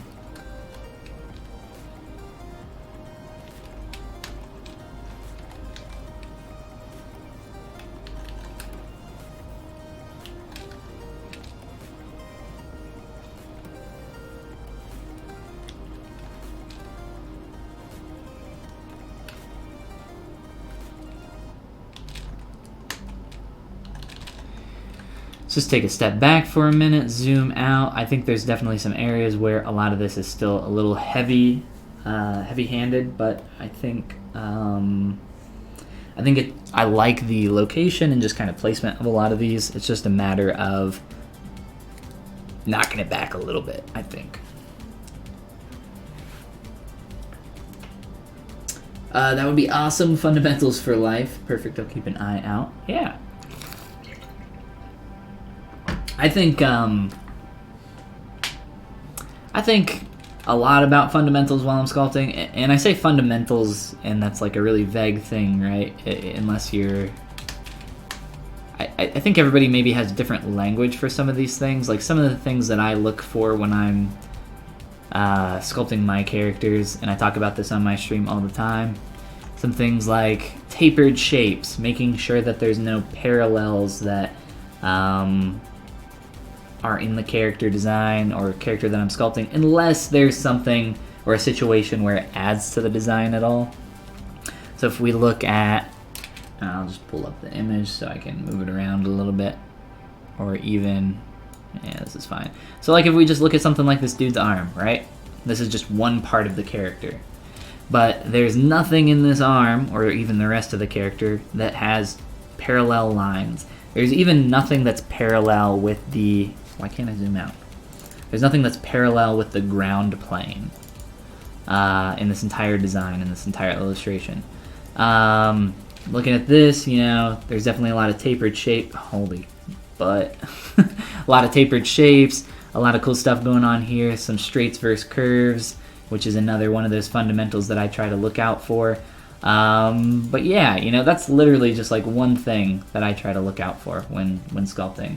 And we can talk more about that kind of stuff maybe when we have a bit more time, or maybe we'll do it tomorrow on stream, on my stream.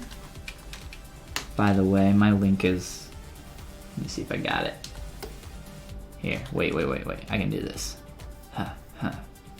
Oh no, I butchered it. Oh, I did it right, okay. Here we go, I made an arrow. Twitch TV/Follygon with an underscore at the end of it. It's at the top of the screen there. I stream every day except for Sunday. I stream at noon Eastern US time as well.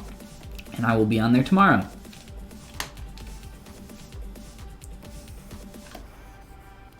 Maybe talking about some fundamentals. And showing off some of those. If you guys are interested in that kind of discussion though, over on my YouTube channel, when I was sculpting those blocked out mannequin characters that I was showing you guys at the beginning of the stream today, that's pretty much all I talked about the entire time I was sculpting these guys. So if that's something that interests you, where is it? If you go over to my YouTube channel, just probably go to the most recent videos, is probably the easiest way to find it. I think it's this one. Here. Mute me. Yes, it is this one. I will just go ahead and copy and paste the link in chat since we're talking about it. I think that worked. That was weird. The link like freaked out. But yes, if that's something that you're interested in, like I said, fundamentals and that kind of thing, that's probably a good first step to get you headed in the right direction, in the right mindset.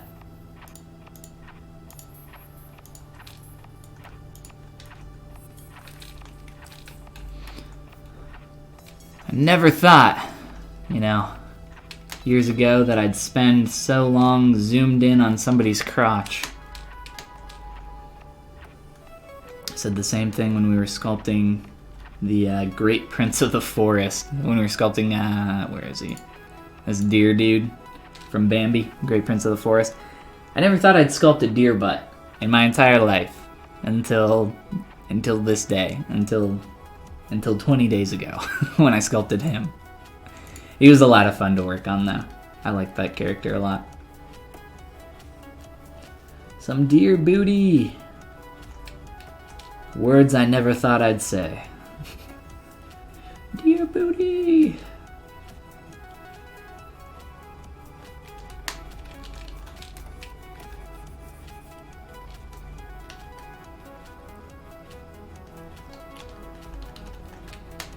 Some of these lines don't make too much sense.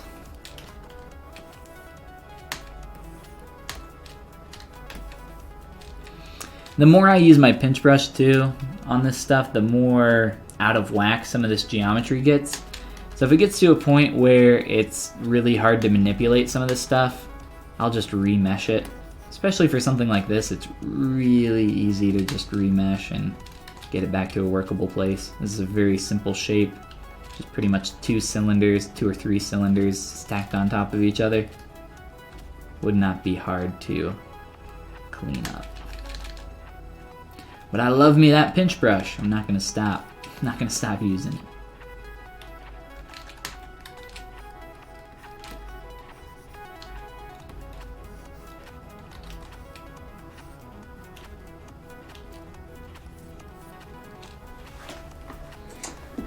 You like the deer, Sapphire? Well, thank you. Thank Walt. Good old Walt Disney. I don't know who the original illustrator or creator of the character was. I'm pretty sure, what was it? I think 1942? It was 1940 something when that film first came out, which kind of blows my mind. Bambi came out, what would that be? Almost 80 years ago? That's insane to think about. Blows my gourd.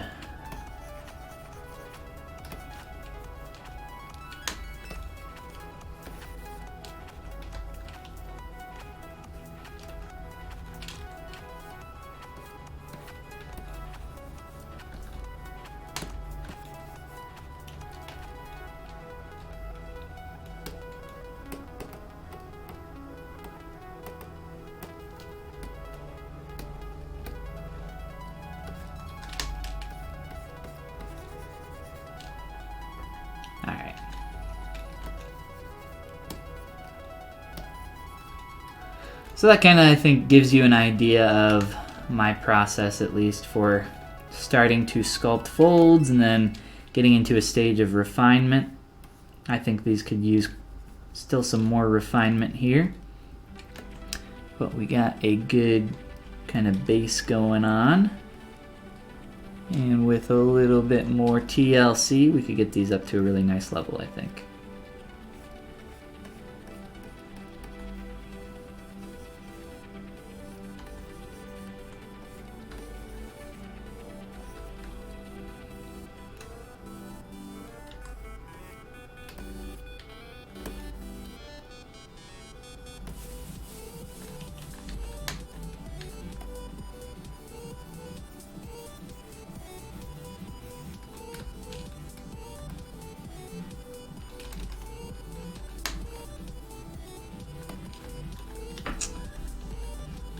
So let's take a step away from our pantaloons for a moment and take a look around. If you're just joining us a little bit late here in the stream and you feel like you missed something, no worries. All the stuff on the Pixelogic channel on Twitch here gets uploaded to their YouTube channel afterwards. So if you're new here, definitely click that follow button. And also check out their YouTube channel. It's just YouTube/Pixelogic, Pixologic. Pixelogic.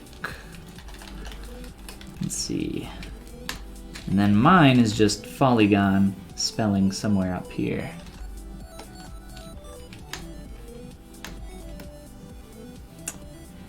Should actually give this some depth. I'll probably do this the same way that I did the sleeve up here. So I just kind of create the illusion that this has some thickness to it. If the way I think for sculpting in general, if we look at the inner edge of this, get rid of that. I tend to think about stuff for physical production a lot, just because that's what my background is in. So for something like this shirt, if I were to 3D print this, we are looking at the inside of this geometry, by the way. We're looking at a little cross section of the sleeve, and that's kind of pushed up in there. So I'll typically kind of taper some of these internal edges, because if we're looking at something that's going to be RP'd later or molded, we don't want a lot of these really thin cavities, or we wouldn't want an actual thin shirt. That just wouldn't really be possible for something that we wanted to create physically. Unless, of course, you're going to use a different material. Maybe you're going to have an actual cloth shirt. You know, Barbie, Mattel, Fisher-Price, they do a lot of that kind of stuff. But in this case, you know, I tend to think about the inside of my geometry as well. So I pushed that in, and then I tapered that shape, and for the infill, because this gets a little thin down here, instead of it staying really thin for, whoops, wrong brush, thin for a long time, like that, having that little, just a little thin shirt, instead we get this nice kind of tapered infill there. Saves us so we don't get a super thin area, and it still has the illusion of looking like the arm is going up in the sleeve, and there's not really a situation, at least right now, where you know, it would be like, oh, this shirt isn't actually thin. This is an actual shirt. Like, it doesn't matter. It looks fine. And I'll do the same thing down here on the sleeve. I do this kind of stuff a lot for clothes, for like pants or anything like that, while I'm sculpting, just because I like to have it set up for later. So a lot less work if I'm gonna, you know, print something like this or do anything else with it. Saves a lot of time to think about that stuff while you're sculpting, though. And I kind of just keep that stuff in the back of my head while I'm going, because that's just kind of my background. But let's just mask that off, push that in a little bit, and then do a little bit of scaling, maybe, or freezing. Oh no. There we go. So same basic shape. Wrist goes up in that sleeve. And obviously we got some secondary forms going on here with the folds and everything else. Probably wait to do that until... we could maybe do a little bit of that now, but I think once we get into posing it'll be a little bit, you know, just different based on what I'm seeing there for some of that stuff. Well, let's at least clean this up, right?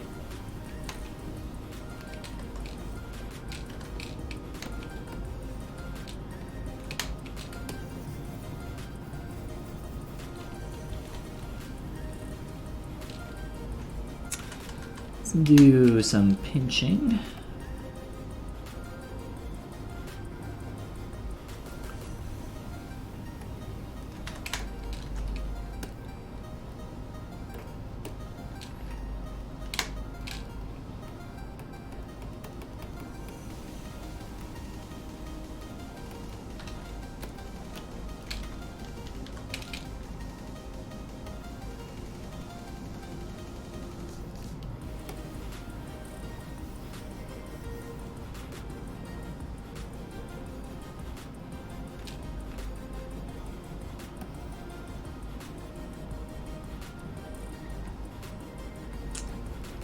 Alright, that feels a lot better to me. Probably just do some stuff to harden up that outer edge, work on thickness a little bit. It's kind of hard to tell. It looks like maybe there's like a little bit of a... I can't tell if this is a fold or an actual cuff, or if the sleeve is like rolled back a little bit there. I swear, the default photo viewer in Windows.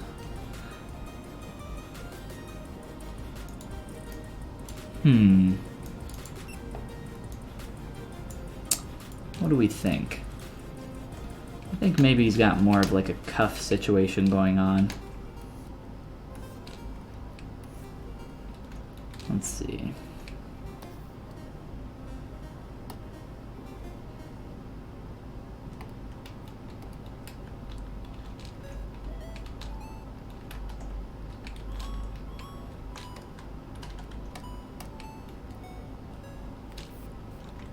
The reason I'm dynameshing this is because of how stretched and dirty that geometry was getting down here.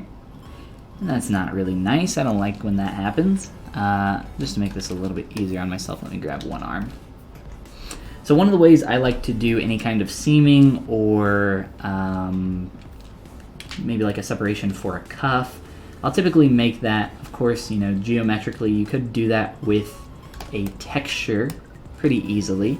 But one of the ways that I like to do seams and kind of what I just described there with the cuff, maybe like a little bit of a separation, for some kind of a seam line, your curved tube snap brush is really, really cool. Has a lot of different uses. And you can maybe use a different curved brush. I'm just going to illustrate this with the curved tube snap brush really quick. Try to make this a little bit more thin. Sure, something like that. That's fine.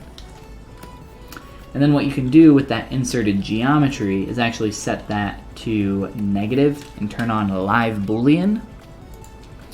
And eventually down the road you can subtract something like this. But what this will allow you to do is start working on creating a seam line for something. Or in the case of what I was thinking about using it for, was wrapping it around the geometry, which you can encircle You can wrap around a cylinder or any piece of geometry by pulling out the curve to the outer edge and then holding the shift key, it will then snap and connect back on itself. So again, you just pull out, hold the shift key, and it will create a ring for you, and you can mess with how you want that aligned and everything else. It's really great. It works with a ton of brushes. It does not, unfortunately, work with a tri-parts welded brush, which is what my cube tube brush here is. So I can't make this snap back in on itself. It won't weld the geometry. It will get pretty close though. I think instead of doing it this way though, for creating that area, I think the better way to do this would be to just cut off a piece and then have that be the actual cuff area. In terms of scale, it's really not that thick.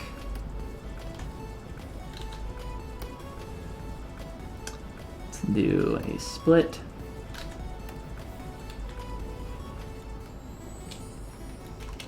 So somebody was asking about remeshing earlier, or retopology.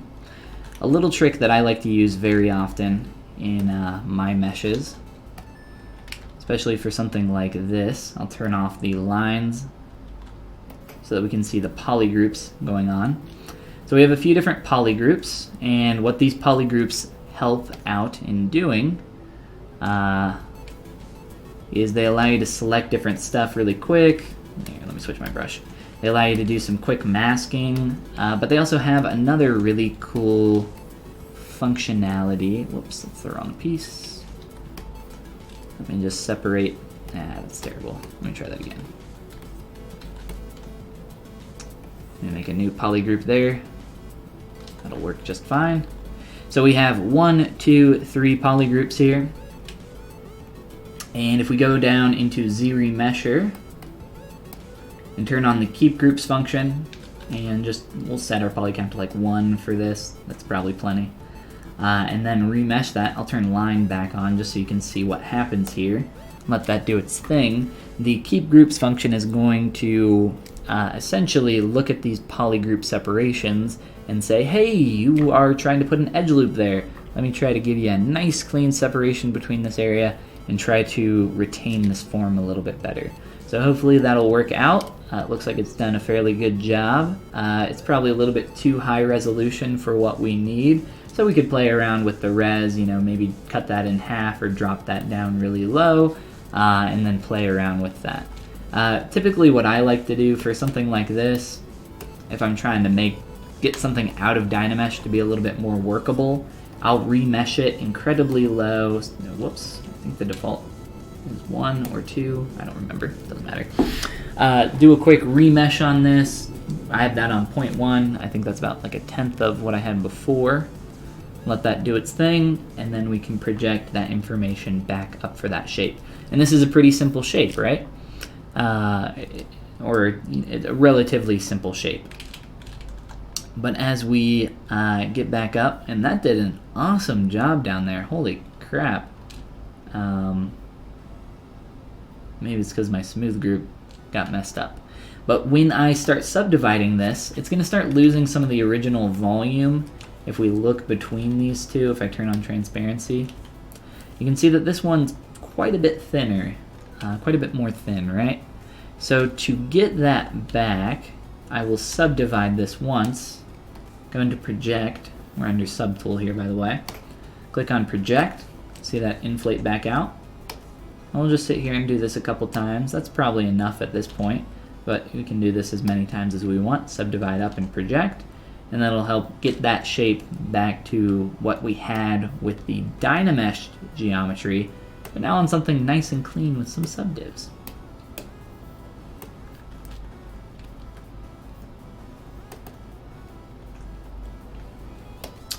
And that was just to, clean up our sleeve, get that in a more workable place. Now I'm working on creating what will be essentially that little cuffed area at the end of the shirt. And for something like this, I don't really know. Maybe we can just make this completely hollow. I don't know, it doesn't really matter, I don't think. Or it shouldn't matter too much. Let's just do a couple slices through some of this. Try to get something clean.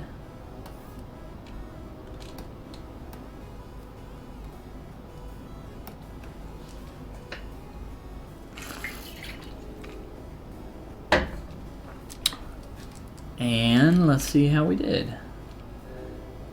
Not too terrible. Let's grab our Z modeler brush. Honestly, that probably could be quite a bit lower.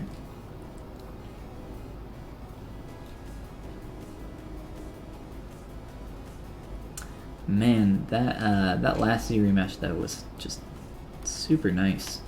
I'm going to use the Z modeler brush to go through and delete some extra edge loops. Just stuff that's kind of unnecessary, kind of in the way more than anything else. Get rid of that stuff. Maybe do some edge beveling. Some really tight edge beveling.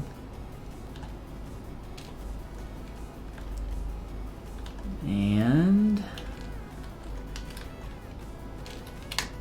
start creating a nice little cuff here for our shirt. And we could even connect this back up.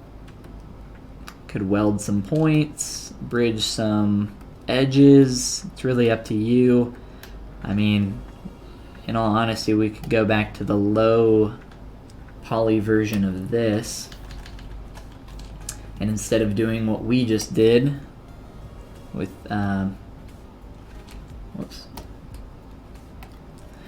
all that separation of form, instead what you could do is something like this with like a bevel around here. Then you could, you know, pull in an extrude poly loop around this area. Start to get your cuff in your shirt that way. There's always a billion different ways to do everything in ZBrush, right? Or in modeling and creating in general. You know what? I actually kind of like that. I'm thinking, maybe I can get this to still fill in that form. Let's see, can I project up just here with the dynamic? I didn't think so. It's got to be actual physical geometry. So, within ZBrush, you know, if you've ever played with the dynamic subdivision stuff in here, it's essentially like a smooth modifier in Maya. All these little orange pins are showing where my actual polygons are compared to where it would, this is what it would look like if I applied 2 subdivision levels. So I can't really modify this shape because it's not what the actual polygons are doing. It's just kind of a little previs of what that looks like. So I probably couldn't do that unless I just inflated all of this, which is probably fine. I don't think that would hurt anything. We can do a quick deformation inflate just to get that volume back up. And some of that.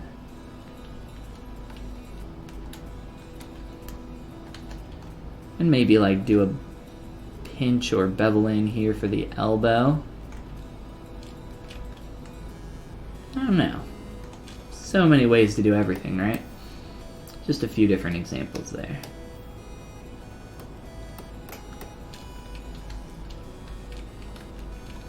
Let me resample that color though. That little off-white.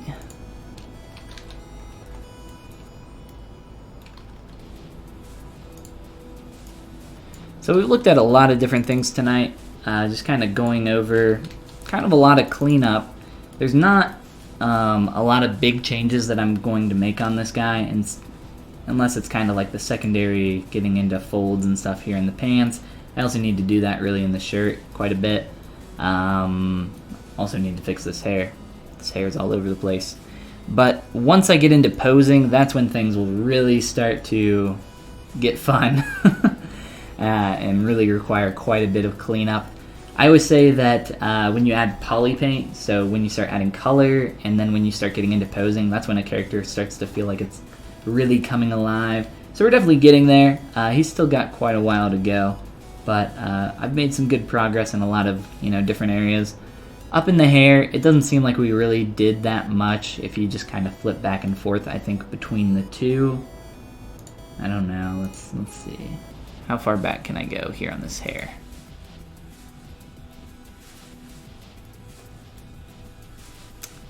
Oh, this was way back. Okay. Let me see. Alright. So, before, obviously our head's kinda in the way. Oh, I think I went a little bit too far. So, a lot of reshaping going on for sure in the hair. More of just kind of just problem solving, figuring out how we're gonna fit this silhouette with also the kind of lining of the face that we got going on there. It's a little bit of a tough problem to figure out. But I'll be doing that probably over on my stream tomorrow. And let's see. Let me just mirror this arm across here really quick, and that'll probably be one of the last cleaning up things I do real quick. Missing an arm. If you have subdivision levels up in your Z plugin menu, you can instead use the Subtool Master to mirror stuff. You can just click on Subtool Master, or you can click on Mirror here. It's exactly the same. And mirror that across the x-axis and combine those objects. But what's great about the Subtool Master mirror function is that it will work with subdivision levels. So I use that pretty frequently. It used to create an extra mesh in older versions of ZBrush. I guess it doesn't do that anymore. So that's actually kind of nice. I'll do the same thing down here, but I'll just use the mirror and weld function instead. And I'll work on cleaning up that cuff a little bit later. But we're a little bit over time here, so I think that's going to be it unless I see any last minute questions, which I'm not seeing pour in right at this moment. So I think that's going to be it for tonight, guys. I don't think there's anything else that's really sticking out to me other than what we've kind of touched already and need to need to hit quite a bit more. But I want to thank you guys for coming and hanging out. I hope you have a great rest of your night. Make sure if you haven't already, follow or subscribe or whatever it's called wherever you're watching. If you're watching on Twitch, click that follow button. Or if you're on YouTube, subscribe to the YouTube channel. And I will hopefully see you guys next Tuesday. I'll be streaming same place, same time. And then I also stream on my channel every day at noon EST. Other than that, go ahead and check out the official ZBrush Discord channel. There should be a link on the Pixelogic website. I don't have the link offhand. Unless somebody here has it, I would really appreciate it if you could share that for me. Other than that, there's some links. If you just Google Follygon, you'll find all my stuff for my Gumroad, tutorials, courses, blah, blah, blah. You guys know the drill. And then you'll find my YouTube channel where all my streams get uploaded and all that stuff. But that'll be it. Let's see. Do you do critiques? I do critiques. Real quick. Man, my mouth is giving up. But every Saturday over on my Twitch channel, I do a live critique session. I already have a few different projects that we're going to be looking at that people have emailed me. But if you want to get your sculpt or character or whatever you're working on critiqued live on my stream, grab your tool, save that tool out, send me it to follygon@gmail.com. I'll type it in chat here for you real quick. Shoot me an email. Just include your Z tool.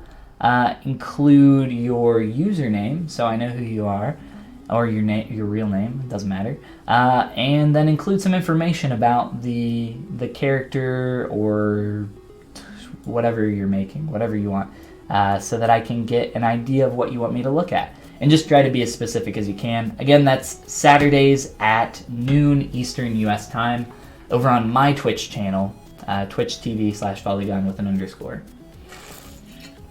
My chat is kind of frozen here. Yes, doobie-doo. Thank you. Rooba-dooba-doo. All right. I think that's going to be it for tonight. We're going a little crazy over here. So I hope to see you guys next week and maybe over on my channel. I'll catch you guys next time.